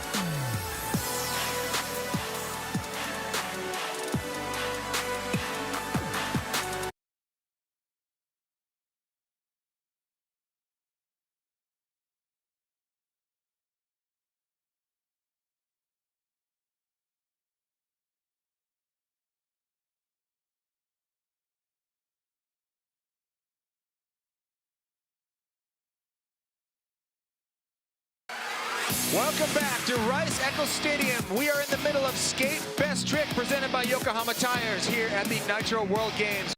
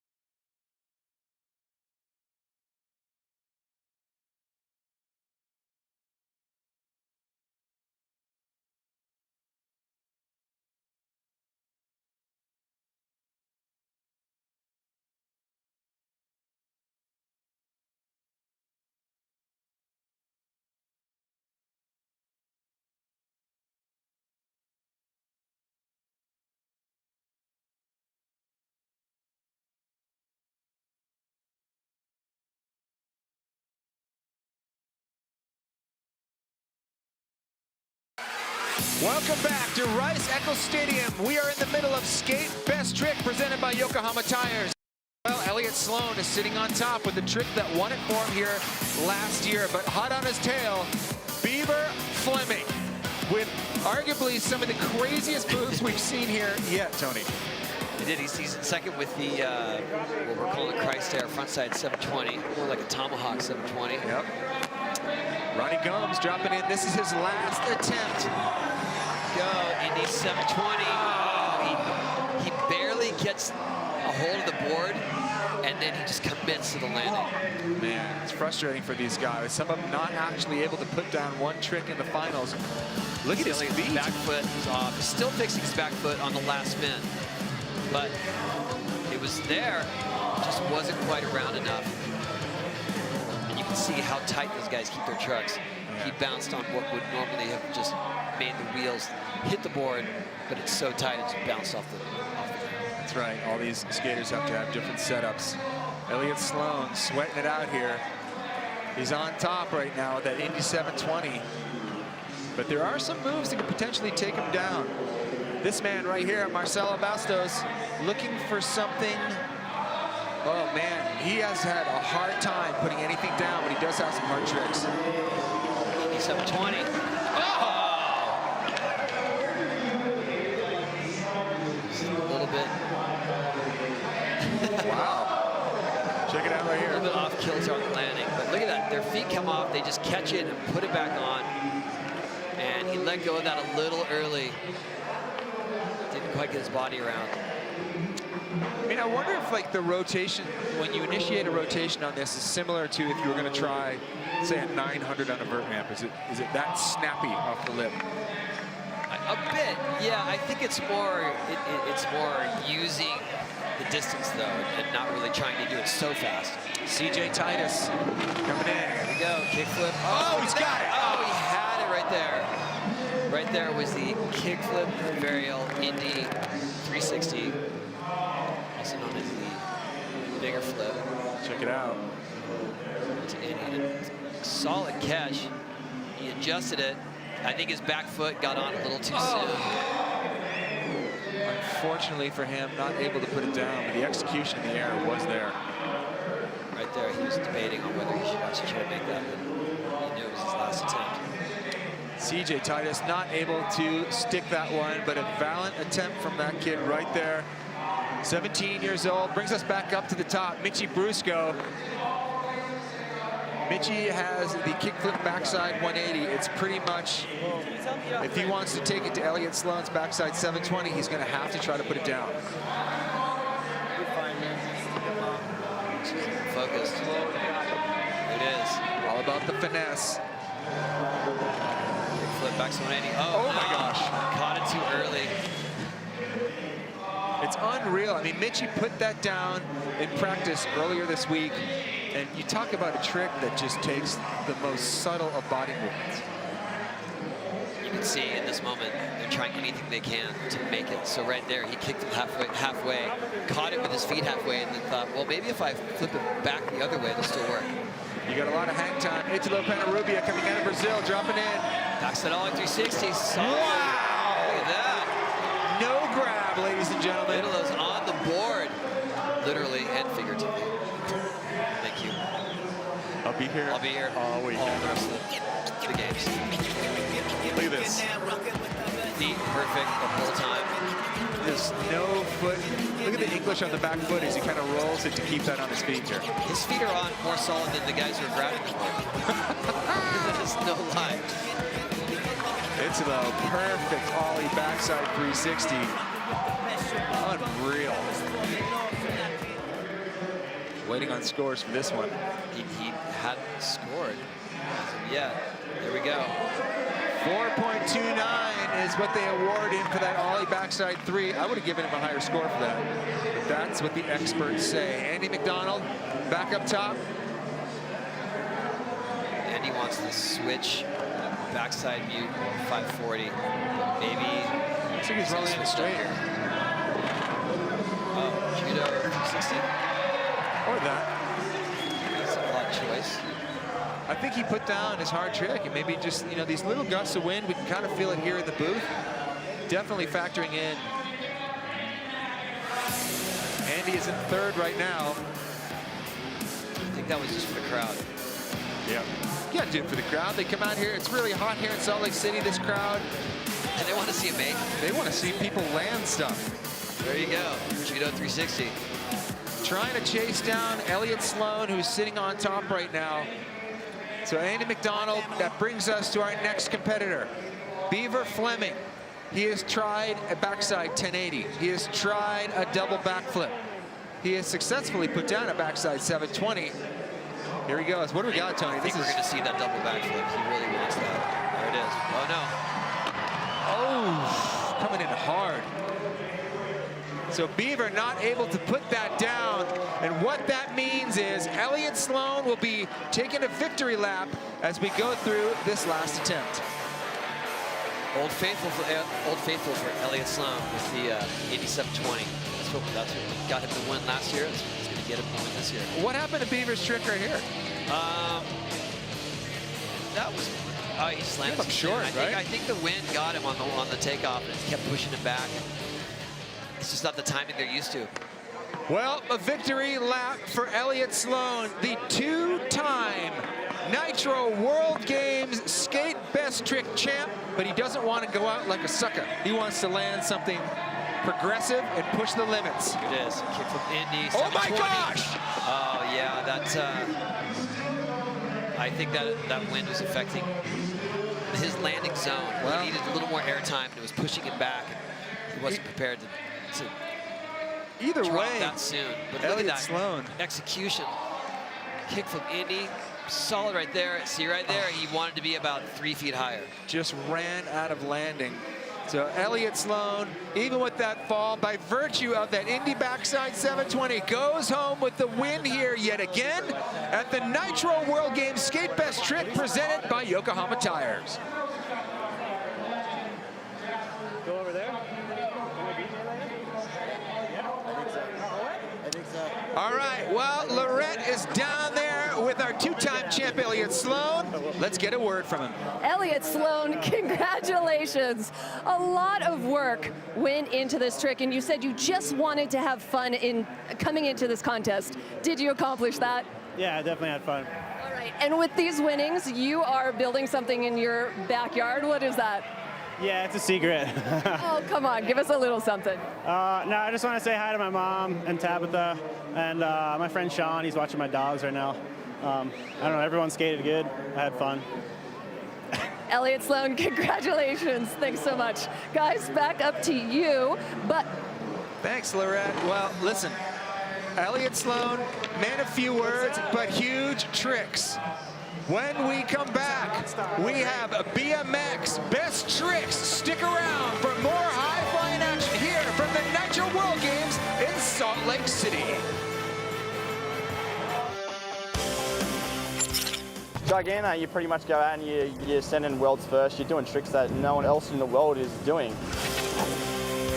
It was so good the first year that how can you really top it, but I just know that it's going to happen.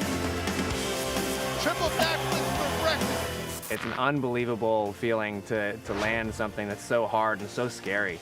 With the new ramps, with the new technology, it's just to a completely different level that blows my mind every single jump. Did you just see what I saw? Nitro World Games brought to you by All Natural Oberto Beef Jerky. You get out what you put in. Anderson Hitches, premium towing products. Yokohama, go strong.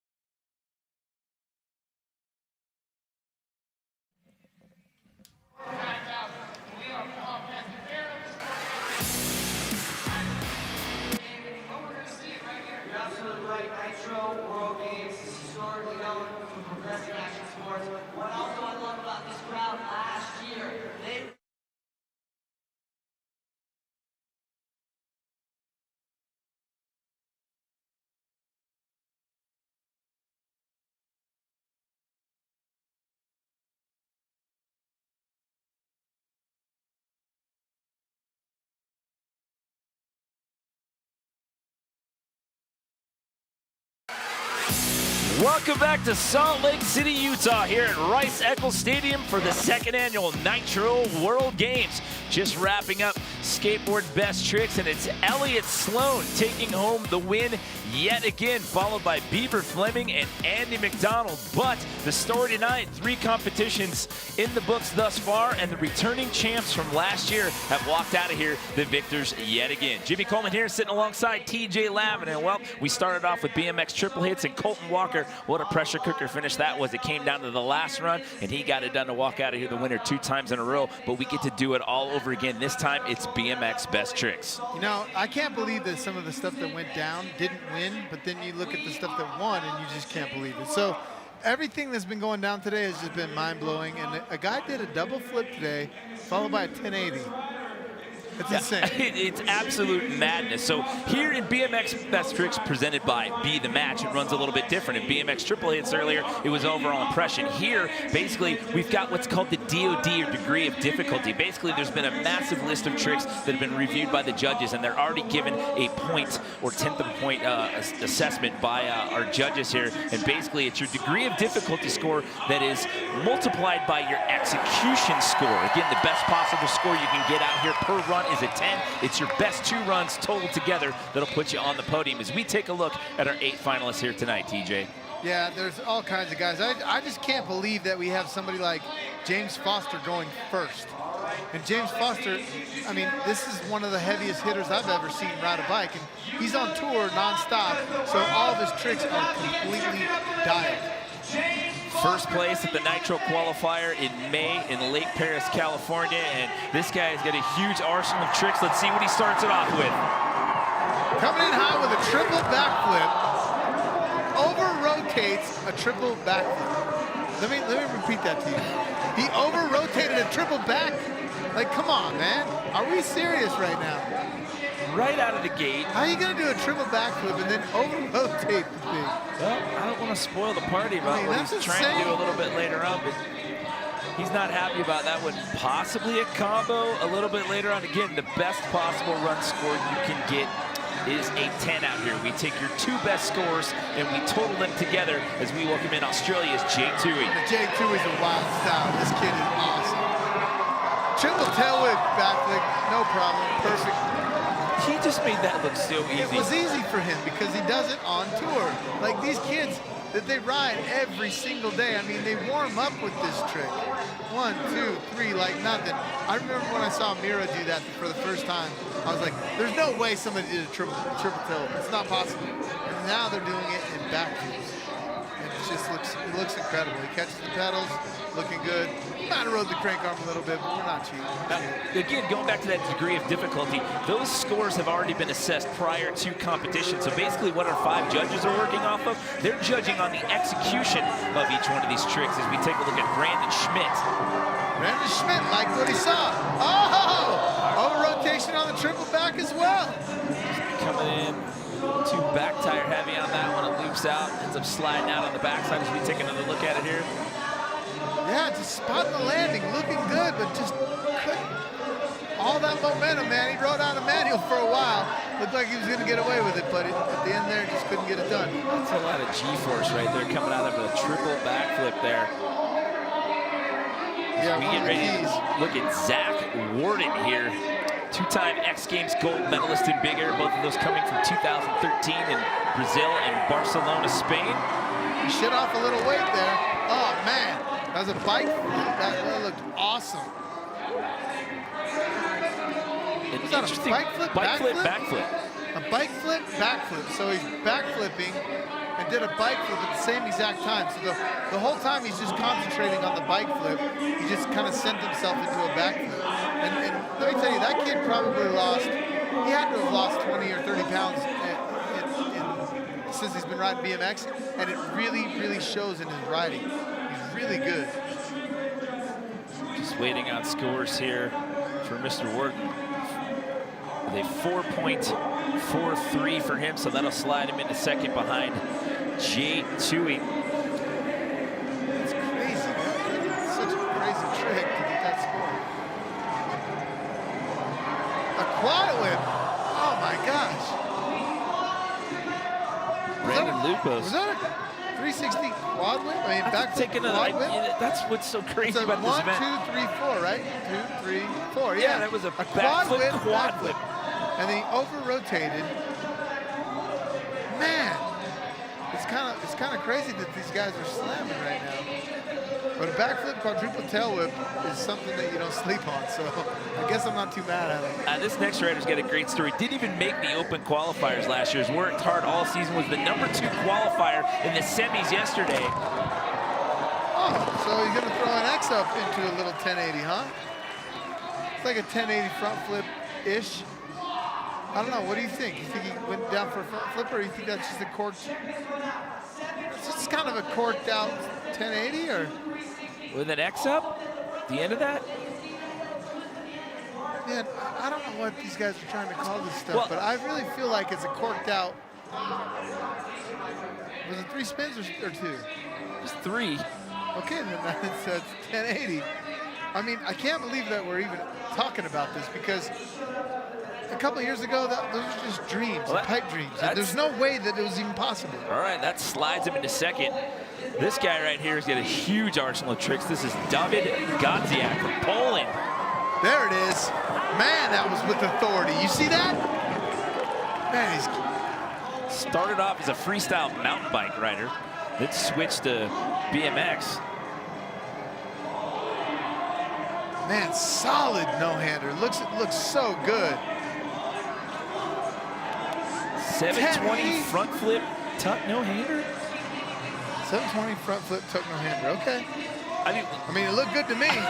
Basically, they have to submit a list of the tricks that they're going to do to the head judge before we go into this. They don't have to go in any particular order, but they do submit a list to the head judge. And I'm looking down at his list right here. I think that was a 1080. 9.13. Like, that was a 1080. That was 3 spins. I don't know about the front flip. I don't know why. 1080. Well, he does have 1080 front flip no-hander as an alternate trick. So. Speak of the devil, look at this guy. Your defending champ from last year, Ryan Williams. He just goes 1080 for fun. And this is the first round. We need to do this 3 more times, and it's already getting this crazy. 3, perfect. Looking good. Man, it's hard to believe that this kid comes from a scooter. I don't know how he can ride the bike. Like, if he can ride the bike on trails, or if he can, like, really ride the bike through a skate park. But in this contest, it really doesn't matter. This is a whole different sport. This is a sport where you learn as you go. These guys are making tricks up on the go, and it's insane. All right, so he will check in with a 9.36, so that'll put him at the top spot at the end of round 1. Let's check in right now with Lorette Nickel down in the field. Well, how lucky am I to be standing in between these 2 legends, Matt Hoffman, BMX pioneer, and Travis Pastrana, action sport extraordinaire. You guys, this is going off. Trav, I have to ask you, why is it so important to have guys like Matt Hoffman and Tony Hawk here at Nitro World Games? Well, Matt pioneered all this stuff. He had the biggest ramps, the coolest stuff. First guy wearing just full protective gear. He's like, I like to go big. And this guy is my hero. It is an honor to be next to him. Tony Hawk, TJ Lavin. This is so cool for me. This is amazing. This guy's my hero, yeah. Well, sometimes heroes have to have heroes. And Matt, you have been here from the beginning. You started it off. Can you talk about the atmosphere here at Nitro World Games? Man, it's electrifying. I'm buzzing, you know. I'm just so inspired. I can't wait to go home and hurt myself on my bike again. Well, let's cross our fingers that that doesn't happen. One athlete that really, really did great in this atmosphere last year, 2016, was Ryan Williams in BMX Best Tricks. Get it, Schmitty. Get it, Foster. To me, winning Nitro World Games, it was huge, and it was the biggest competition I've ever won. I'm a scooter kid, and I just got first in BMX in the Nitro Games. Woo! I gave my mum the trophy to take home, and she was like, I'm not putting it in my luggage. I have to carry it the whole time. Carrying it to the airport, like, this is my son's. And now it's just sitting at my house, like, on the bench, looking cool. That was the complete never happened trick. Never in a million years would I think I would see that trick done. For me, I always just look to the future. It's like, okay, I've won this year, what can I do next year? And I just never stop, and that's how I live my life.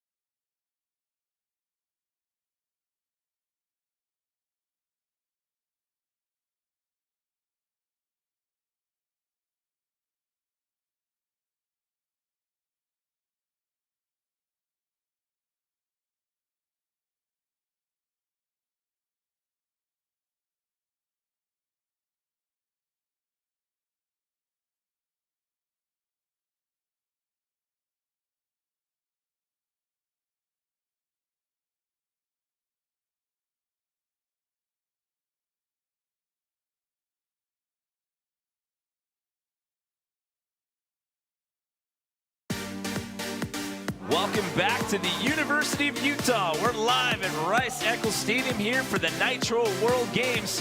Taking a look back at earlier this evening, Ryan Williams putting down some winning moves there in the scooter competition. And here in BMX Best Tricks, presented by Be The Match, he's right up to his old games that got him the win last year. At the end of round 1 out of 4, he finds himself sitting in the top spot as of right now with a score of 9.36. Now, as we roll through this and bring back in James Foster, remember, it's your best 2 scores total together here tonight that'll get you on that podium. James Foster, one of the most consistent riders on the deck. Triple backflip, no problem. That's because he's on tour. When you're on tour, you gotta have your tricks on lock because you do them day in and day out, every single night, no matter what. The show must go on, and he's doing it every single day. Well, he looped out on that last one, and here in round number 2, he puts that one down clean. Again, you're looking for your 2 best scores out of 4 runs here, total together.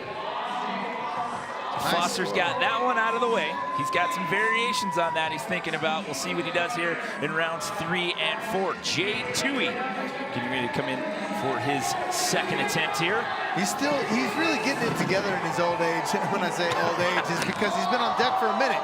That was a tail whip backflip, catch to double tail whip, which is very difficult to stop the momentum of the bike and then start it up again. So as he's doing a backflip tail whip here, watch him catch, and then kicks it again to double tail whip. Very difficult trick, lands it perfect. So again, as we go through this, there's a degree of difficulty score. There's a list of tricks that the judges have that they have predetermined a degree of difficulty score that runs on a scale of 1 to 10. Those scores don't change. Basically, the 5 judges are judging on your execution on a 1 to 10 scale. So it's your execution score multiplied by the degree of difficulty score for the trick that you do. And again, your 2 best runs out of your 4 total together. Coming down, triple backflip. I mean, all right, it's crazy. Triple backflips, no problem. Well, this guy does it too. He had the same problem. That's Brandon Schmidt. He had the same problem that first go around that James Foster did, but he too puts it down clean here in round number 2. Now, when you do a triple or a double backflip, you put yourself in a hallway. So you're going in that hallway because any twitch of the muscles, and all of a sudden you're off axis and you're taking a slam. All right, so that'll get him an 8.38. Again, best individual run score you can possibly get is a 10. Zach Wharton in for round number 2. He ended up with a 4.43 the first go around. Did a bike flip, backflip. Bike flip, backflip to tail whip. Oh, man. A bike flip, backflip to tail whip. That's insane. A backflip is hard enough. A backflip, bike flip is insane. It's crazy. But then to add in a tail whip right like that, that's going to be, that is going to be a good one. I don't think there's anybody on the planet that can do that. All right, Brandon Lupos, he had a rough go around that first time. Let's see what he can do here in round number 2. Man, Lupos getting it done. Like, super corked out 1080.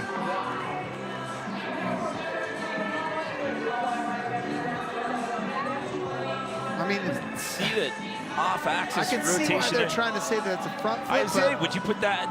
He's really got a feel 1080 like, front flip listed here on the submission of his tricks. I mean, it kind of is. But it's not like super front flip. It's like corked That's out. That's why we're over here talking about it. The other 5 guys are over there in the next booth over putting down the scores. You know what I'm saying? It's very difficult. He gets an 8.96 there for run number 2. Jacob Bailey out of Temecula, California, in for his second attempt. I love how this kid just really determined to get into this contest. See, now that was a corked out 1080. That was a corked out 1080. Landed, got a little bit of funny on the end there, and threw him over the bars. He got whiplash right over the bars on that one. Watch the end of this. The air awareness of these guys is so incredible. Watch they his look bars like turn divers out there just doing it. He was able to keep the bike off of himself there and just slide off the mat on his back and get up, walk away from that one there. David Godziak from Poland had a 9.13. He had a monster first run. Oh my goodness, he's gone for something that I don't know if we've ever seen before, but he couldn't get it done there. He might have just bit off a little more than he could chew at the end there. Looked like he was trying to do a 1080. Look at where his hands are. He's grabbing the underside of the bar. His left hand's down there by the stem. That was just get the bike out of me, because I don't want to land on the bike and I don't want it to land on me. So it was kind of bailing, and he knew that he was in trouble, so he had to get out of there. Yeah. But this guy right here, very impressive. Ryan Williams, not only is he dominating scooter, but he's also getting it done on the BMX bike with my favorite trick. I can't believe that this kid, he did it again. And that's like I don't even know what he's calling it, but the bike does a complete front flip. A forward bike flip. I did this when I was a kid on a trampoline bike with no wheels. And I was like, yeah, that's just never gonna happen. But now I'm seeing it in real life, and I love it. It's so cool. Like, the bike goes all the way around, no problem, catches the handlebars again, looks over at the crowd like, what's up? You love this, and then lands it sweet. Technically, they call it the nothing front bike flip because he's completely letting go, but a 9.34, so 2 monster scores for him. We'll be back with 2 more rounds. Nitro World Games brought to you by Edge TV. Make your mark. Steel. Built in America, believing in America. Be the match. Be the guy that saved a life.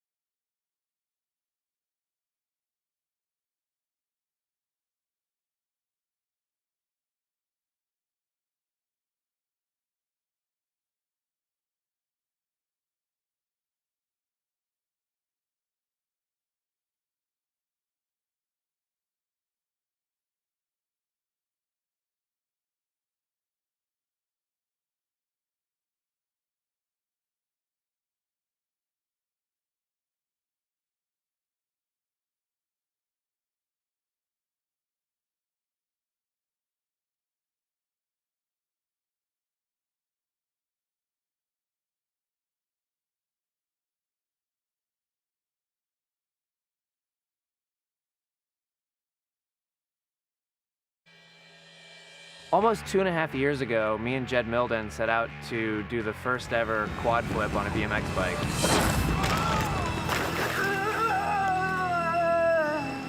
Sorry, James, but I'm gonna beat you.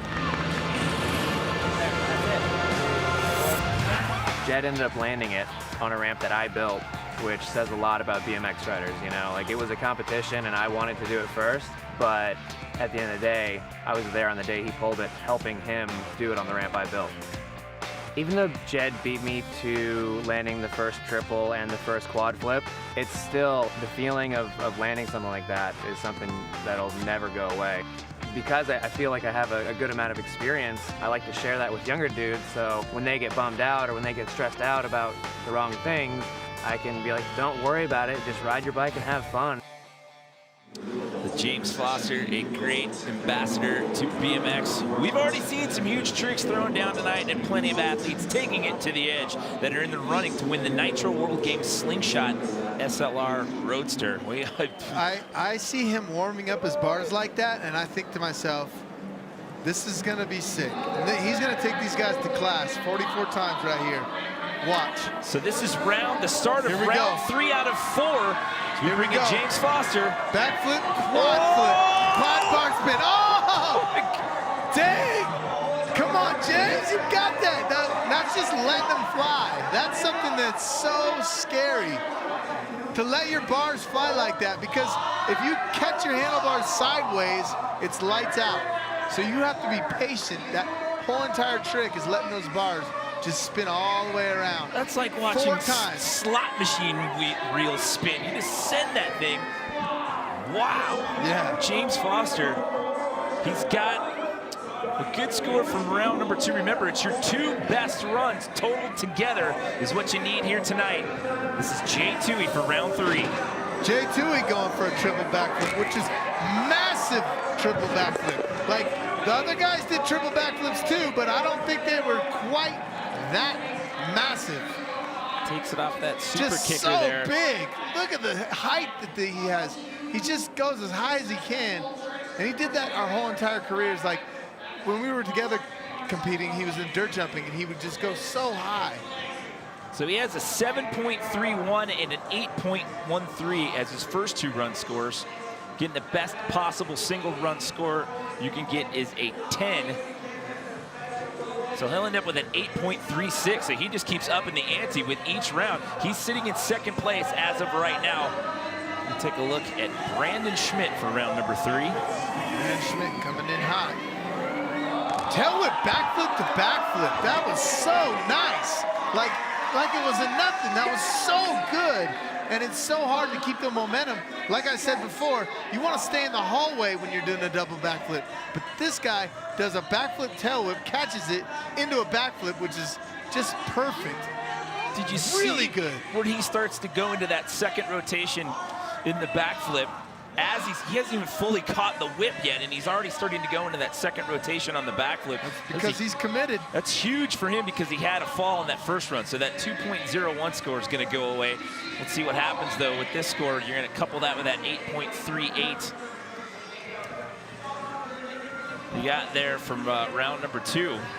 So it's taken a little bit of time for this one to get in. So that tells me the judges are having a conversation about this. Again, degree of difficulty score. We keep talking about that. All of the tricks are predetermined, their degree of difficulty score. The judges are basically judging on the execution out here tonight. So it's your execution score multiplied by your degree of difficulty score. And that's going to put Brandon Schmidt in 3rd right now with an 8.05. Here comes Zach Wharton. Zach Wharton checking the brakes. There you go. Backflip, pipe flip, and tail whip. That had to be the hardest trick here, because I think that he's the only person on the planet that can do a bike flip, backflip like that. This is the one that he wanted the last go around. He throws the bike around, catches a seat, then grabs the handlebars to tail whip. Look at where he's whipping that. He's late tail whip. He's still inverted in that point, coming around out of that flip. That was so sick. And doesn't even really celebrate, just gives it a hell yeah. That was awesome. I mean, this guy is so bad. He's like, yeah, it's Saturday, what? He had a 4.43 the first time around, a 1.48. It's still got him in 4th place as of right now, but if he gets another big score in this 4th round, we could see him jump into podium contention. Here comes Brandon Lupos. Oh, just couldn't ride it out. Man, just spinning. These guys are looking like snowboarders more and more every day. Nice corked out 1080. They call it a 1080 front flip, but man, that was just sick. That flat spin rotation right there. I thought he was going to ride out of that one. All right, Jacob Bailey, currently sitting in 7th place as of right now. His best run we've seen has been a 7.05 from round 1. I love that this kid went back and trained. Oh, did you see the back end slide around? Yeah. He saves that. I love his story, that he wanted to be in here so bad. He wanted to be in this contest, wanted to get it done, dreamed about this day, and they made it happen. I love that. Look, watch that back end, that back tire just slides around. He's like, I'm hanging on for dear life. No way am I touching that tarp. Nope, not today. Get back over here. All right, we'll see what this, so 7.92, the best of his 3 scores tonight. That'll move him up into 4th place. So he overtakes Zach Worden right now for that 4th place position. But look out right here. David Gadzia, he tried some insanity that 2nd round. Yeah. So these guys are now doing this. What is going on there? Now, this is looking like it's going to be a tuck no-hander, 1080 front flip. Tuck no-hander, 1080 front flip. And you know what? Like, the Resi caused him to crash that, but he's still walking away like nothing. If that was wood, he might not be walking away like that. So the Resi is progression. You know, they're building tricks as they go. And your defending champ, who's in the driver's seat right now with a couple of monster runs, he puts down a triple front flip. Dang, he couldn't get it done. He couldn't hold on to it. It just gets up from that one like it was no big deal. That's because of the Resi, like we talked about. Like, this is a very innovative way to do a contest. And wow, so take another look at it here. That's round 3 in the books. We've got the 4th and final round in BMX Best Tricks when we come back.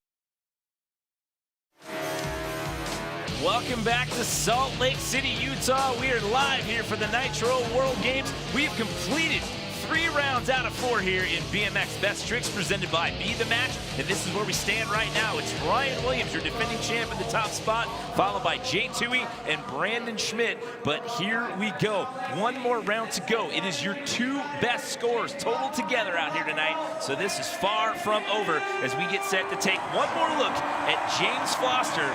James Foster doing some mental losing up there, getting ready to send a triple backflip, no-hander. And here we go, 4th and final attempt for James. Oh! He does a triple backflip. No-hander, but over-rotates and almost landed on his head. I mean, jeez. Look at how fast he's spinning here. And look at where he takes the hands off. 2, 3. That was almost 3.5. Wow. Man. That just changes the whole game in a triple backflip when you're taking your hands off the bars like that. It does. It does. Like I told you before, man, you want to stay in the hallway. You start playing around with the physics, it throws you off a little bit. He's currently sitting in second place right now. It's Australia's Jay Toohey. Superman backflip to backflip. That was so sick. You see how and so massive. But the rotation, how slowed down it was. That's because he was so high. That was like a no-footed can. No-footed can Superman backflip to backflip. That was beautiful. Like the style and everything that he did that was my favorite trick of this contest. That was the best trick that I think of this contest because it wasn't super rushed and it was just big. Yeah, the judges gave him his second highest score of the night. So again, it's your best 2 scores total together. That'll cement him into second place as of right now. Best possible run score you're looking at tonight is a 10. You total those 2 best scores together. Here comes Brandon Schmidt, who's currently sitting in a 3rd place position.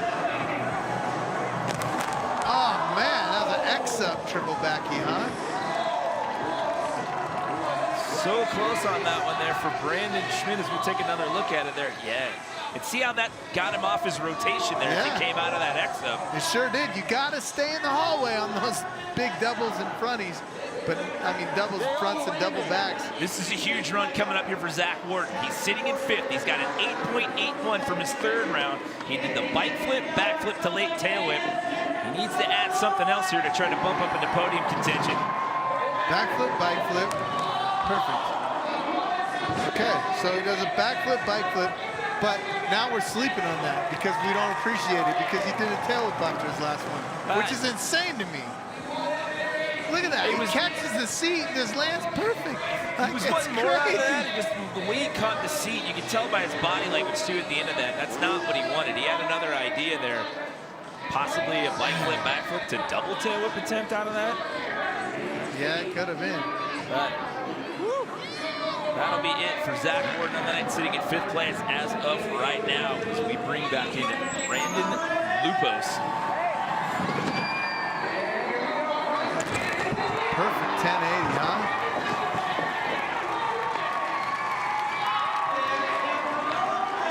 Again, you know, looking at the rotation there, fall in the realm of the 1080 front flip. Yeah. I mean, it's just a different style on the spin. All I know is that I can't do that trick. So that's just insane. All right, he's sitting down at 7th. His best run was his 2nd run, so that'll slide him up into 5th place as of right now. But we still have a few more riders left to go, including our current leader, Ryan Williams. Will the trend continue tonight? Will he make it 2 years in a row? We'll find out when we come back with more Nitro World Games.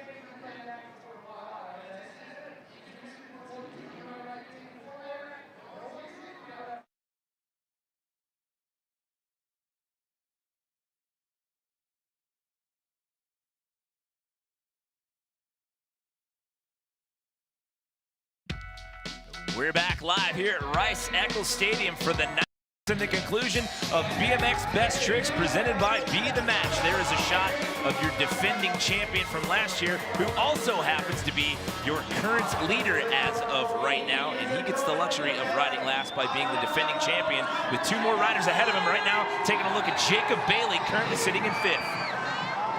There it is, 1080s. Oh man, the bounce of the Resi curse, that got him. Take another look at it here.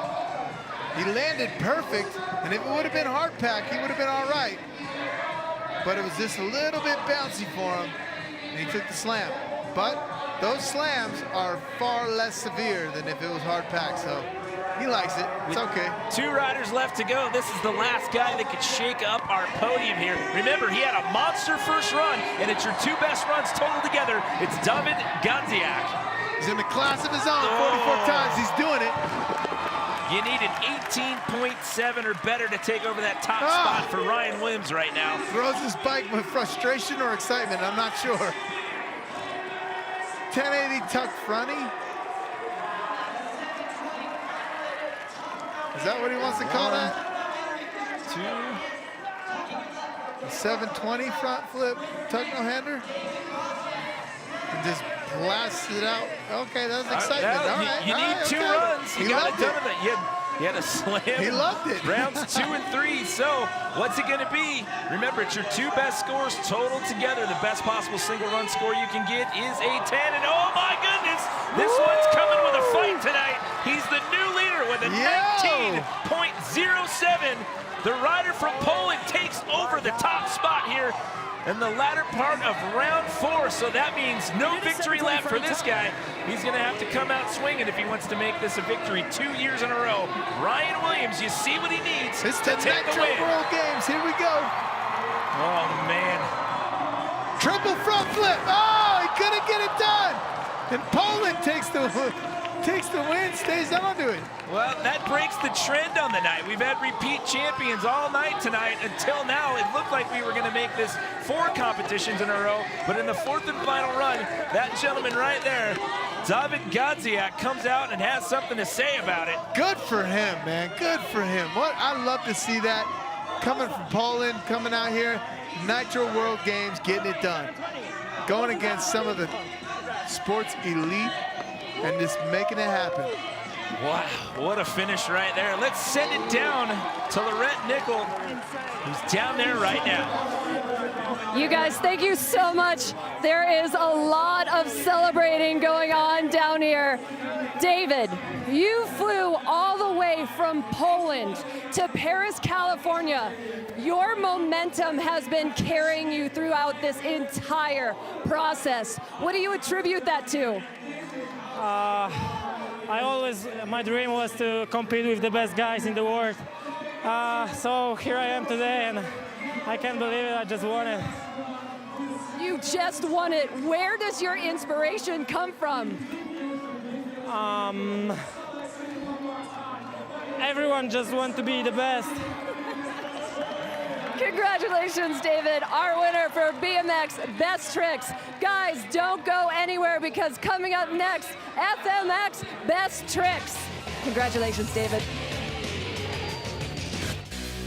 Nitro World Games, brought to you by Monster Energy. Kevlar, it's not just material, it's a mindset. Nitro Circus Live, rolling through North America in 2017.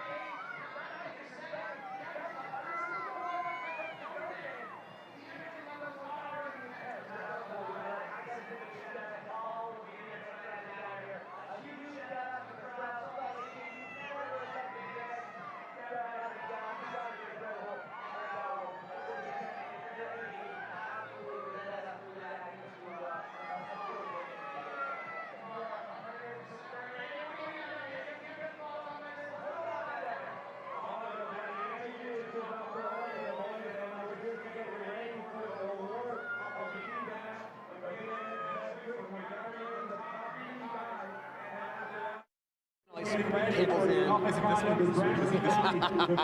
Highlight of today, where is FMX best trick, and everyone I can strongly recommend.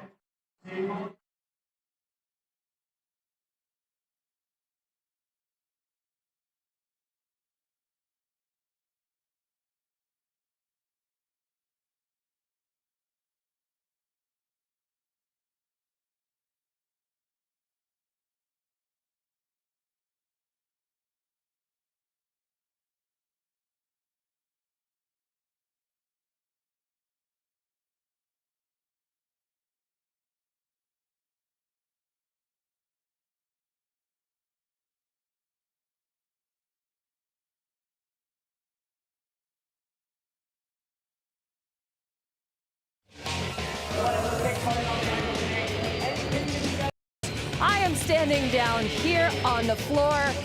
We have the Slingshot SLR behind us because Nitro World Games is giving it to the athlete that took it to the edge. What? Brian Fox. Are you kidding me? No, sir. I need to have this. Yes, sir. This is for you because you in BMX triples pulled a 1080 to double backflip. And sir, this is all for you. Are you kidding me?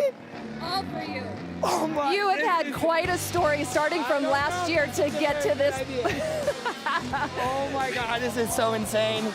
Thank you guys so much. I seriously can't believe this. To be able to come out from last year with such an upset and to come back and do exactly what I wanted to do and finish how I did, seriously, it's everything I could have ever wanted. And then this is the icing on the cake right here. You couldn't get any better than this.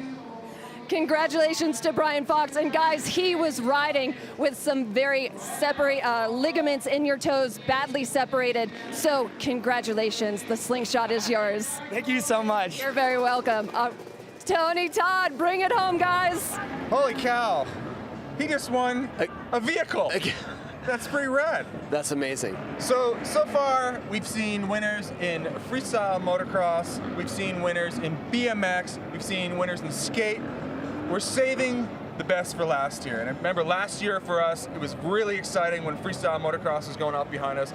We were going absolutely crazy. The bar is set so high here. Last year, Greg Duffy just blew it out of the park. What can we possibly expect this year? Just variations on the craziness we saw last year, I assume. And I mean, those tricks that they were doing just to hold on to were amazing. Now they're going to take their hands off, do a little dance and this stuff. I cannot believe the danger factor and how it just keeps getting crazier and crazier every year. No wonder this event is last. Yeah, that's right. All right, well, the event you've all been waiting for. The bar is set so high. Greg Duffy won it last year with a double front flip, one of the biggest moments in action sports. At a young age, I was racing, I was riding, even coming over here, at 10, 11 years old. I witnessed all the madness and everything, and I wanted to be that guy. Last year, I landed the first ever double front flip on a dirt bike. At our leader right now. Double front flip. Travis says I kind of started with the biggest trick, and now I'm kind of working my way down. It was a long journey, took a lot of hits, but it was surreal, man. It was awesome when it all happened. Did a world's first double front flip.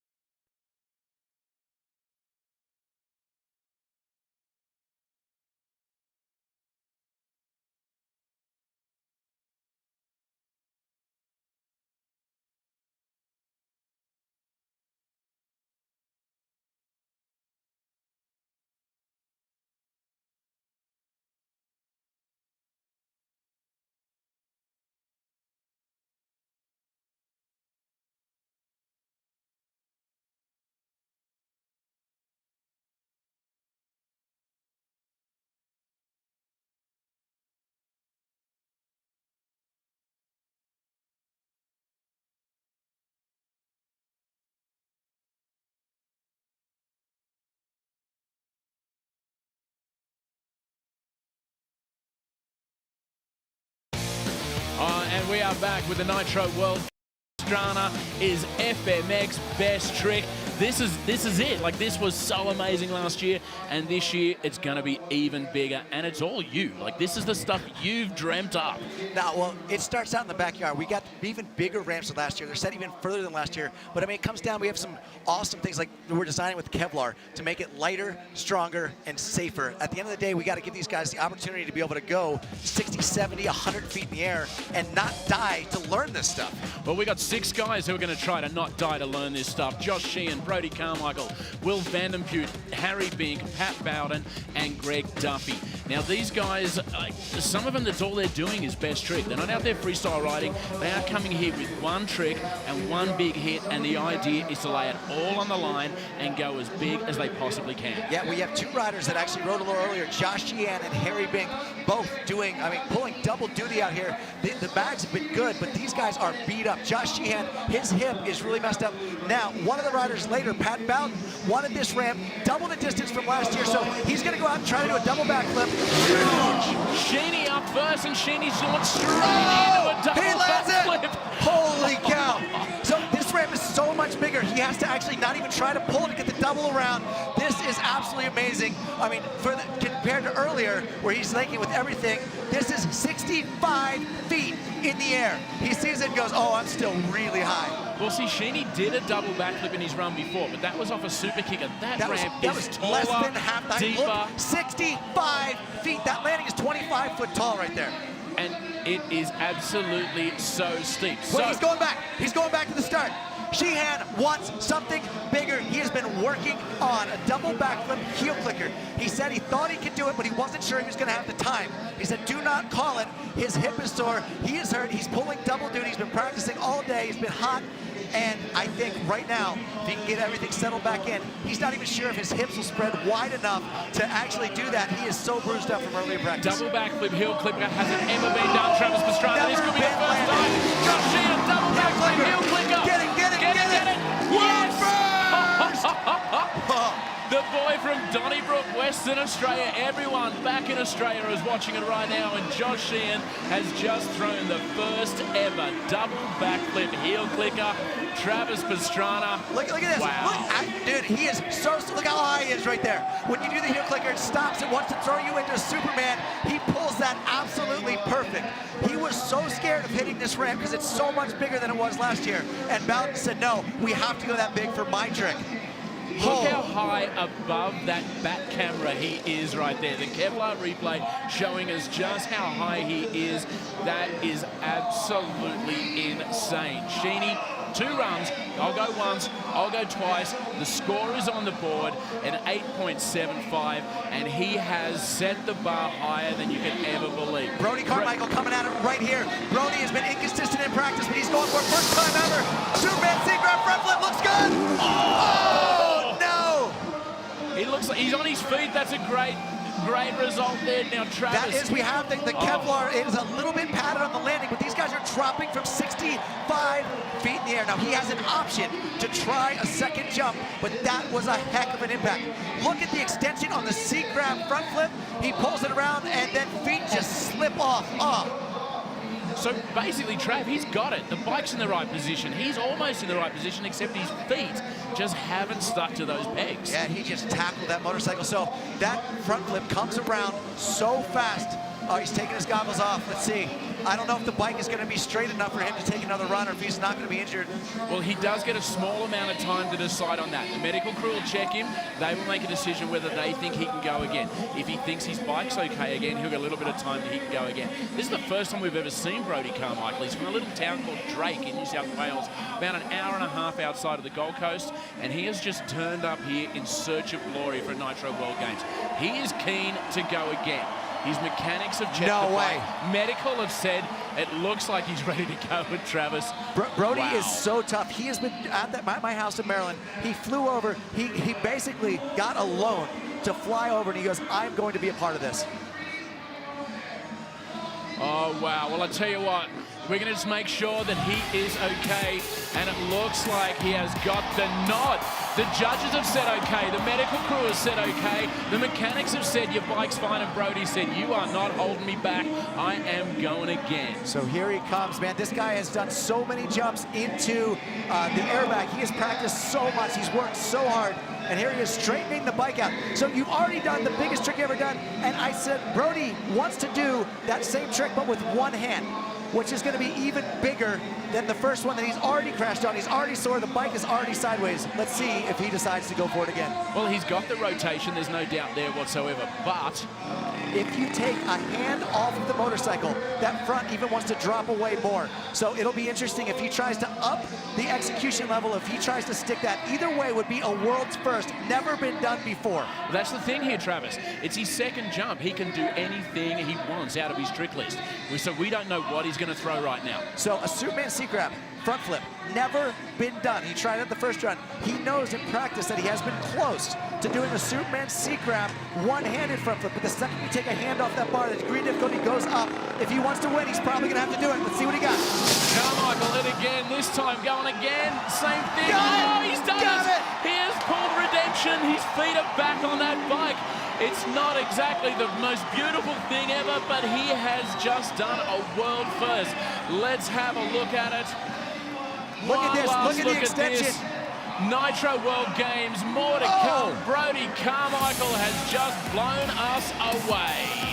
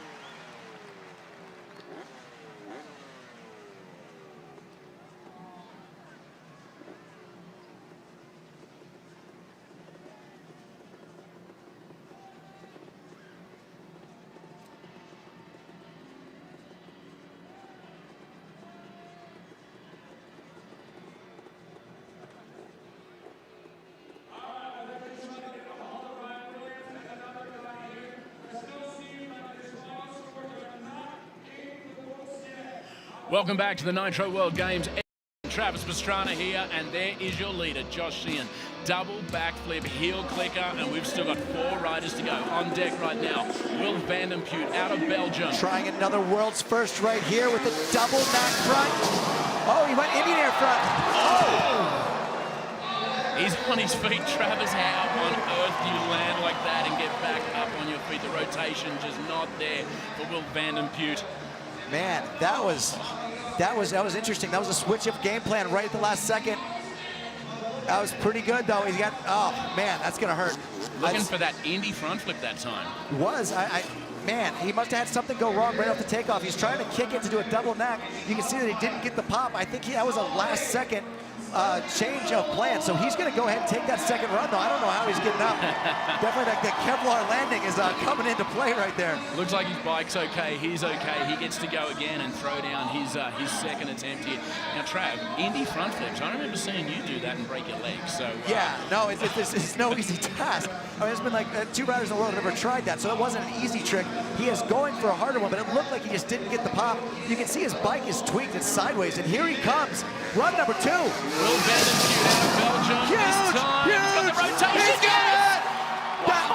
That was the world's first kiss of death Indy front flip. He didn't even practice that. I think that was a last-minute decision. Man, Will, when it's on the line, this guy pulls it off. Watch this. Have a look at this. The ramp giving him the kick. He is up, committed out the front. So how he far. pulls that bike around, I'll never know. And after crashing the first one and having a sideways bike, that is what champions are made of. And that's into the lead. 8.99. That takes him into the lead ahead of Josh Sheehan, the Belgian. Will Vandenputte, with a world first, takes the lead. Harry Bink dropping in right now. The hardest trick of the night. Rock solid front flip. He lets go. He's got it. Oh, no, Harry. Over-rotates it.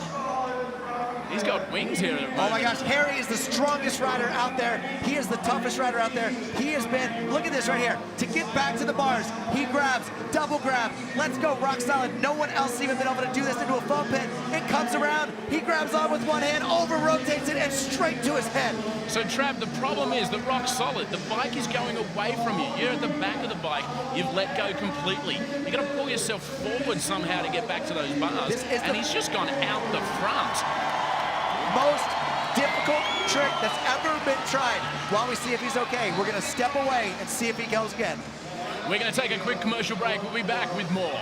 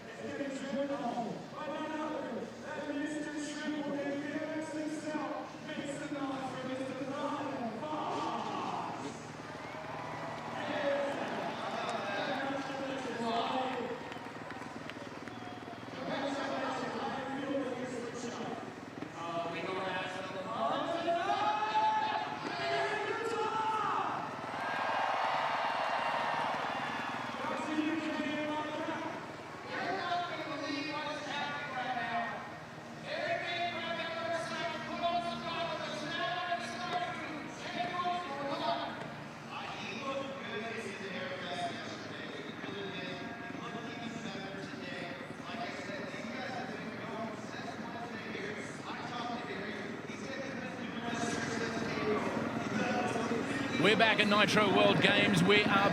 How about this? Harry Bink crashed right before that break. We didn't think he'd go again, but Travis Pastrana, Harry Bink is going again, looking for a front flip rock solid. Toughest guy in freestyle motocross. This is the hardest DOD value of any trick that's out there. Oh, come on, Harry, let's get that bike started. He has been beat up, he has been bruised, and he's going for the hardest trick that's ever been pulled or attempted on a freestyle motocross. He crashed it the first time, Harry Bink. Rock solid front flip. This time he's got it. Yes, he has done it. That is the biggest, hardest trick ever performed in the world of freestyle motocross. Front flip, rock solid, reaches down to the back of the bike. Let's go completely, arms out wide. Full extension, grabs back on that bike, is pulling away from him, and tackles it after crashing bike sideways. One of the best things I've ever seen in my entire life. Harry, you are a champion. 9.02, we have a new leader. Wow, gets a big congratulations there from his dad, Paul Bink, making the trip out from Canberra as well. Harry Bink has taken the lead, but Travis, we're not done. We got two next. Pat Bowden out of Australia, and of course last year's defending champion, Greg Duffy. Now, Pat Bowden, he's bringing something totally different to the table. He's the reason that jump is so far back. He wants huge extension on single flips, 60 to 65 feet in the air. Watch this double grab heart attack attempt. Look at the speed he's coming in with. Launches off the big one. Double grab, he has booted it to the moon. Just held the double grab, looking at the landing. This jump, to see it in person, it is so big. That thing is tall. That is like a brick wall when you come in. And he has hit it at pace. Double grab, looking back through the arms.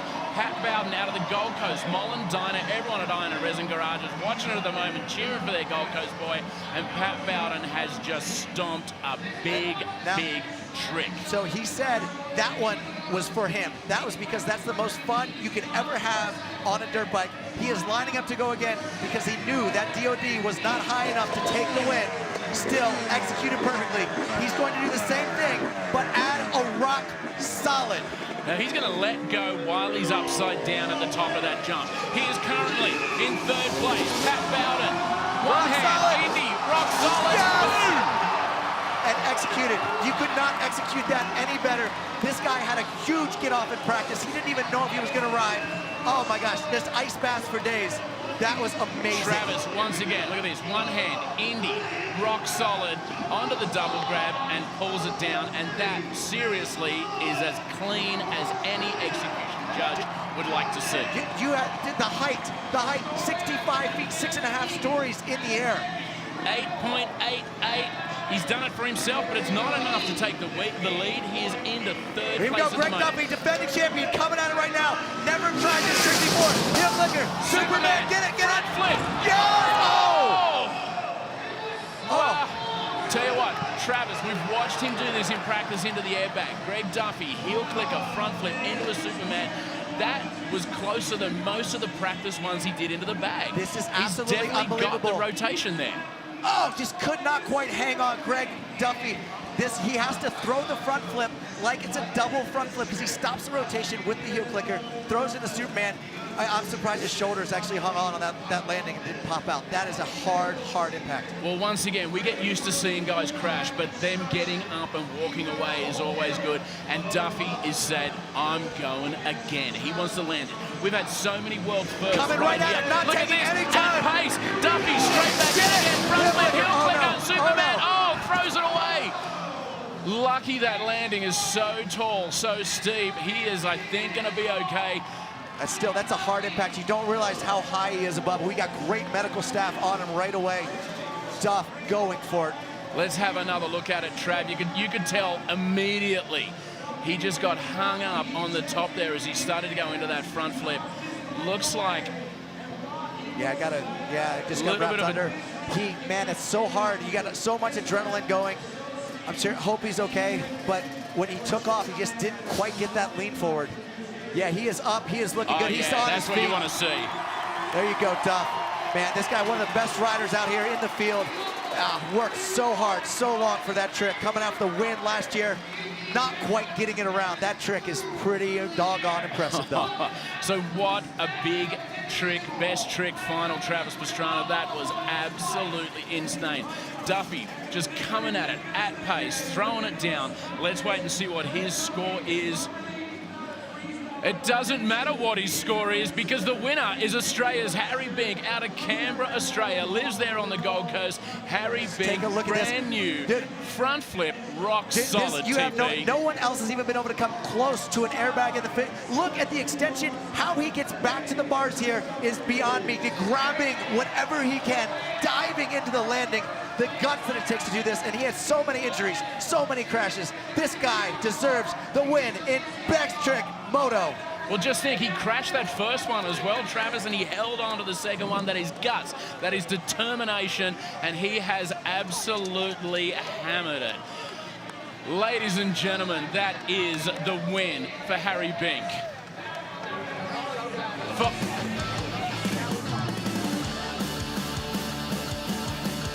Nitro World Games done and dusted for 2017. A whole bunch of champions, and that has been a Nitro Circus production. Travis, let's do it again next year.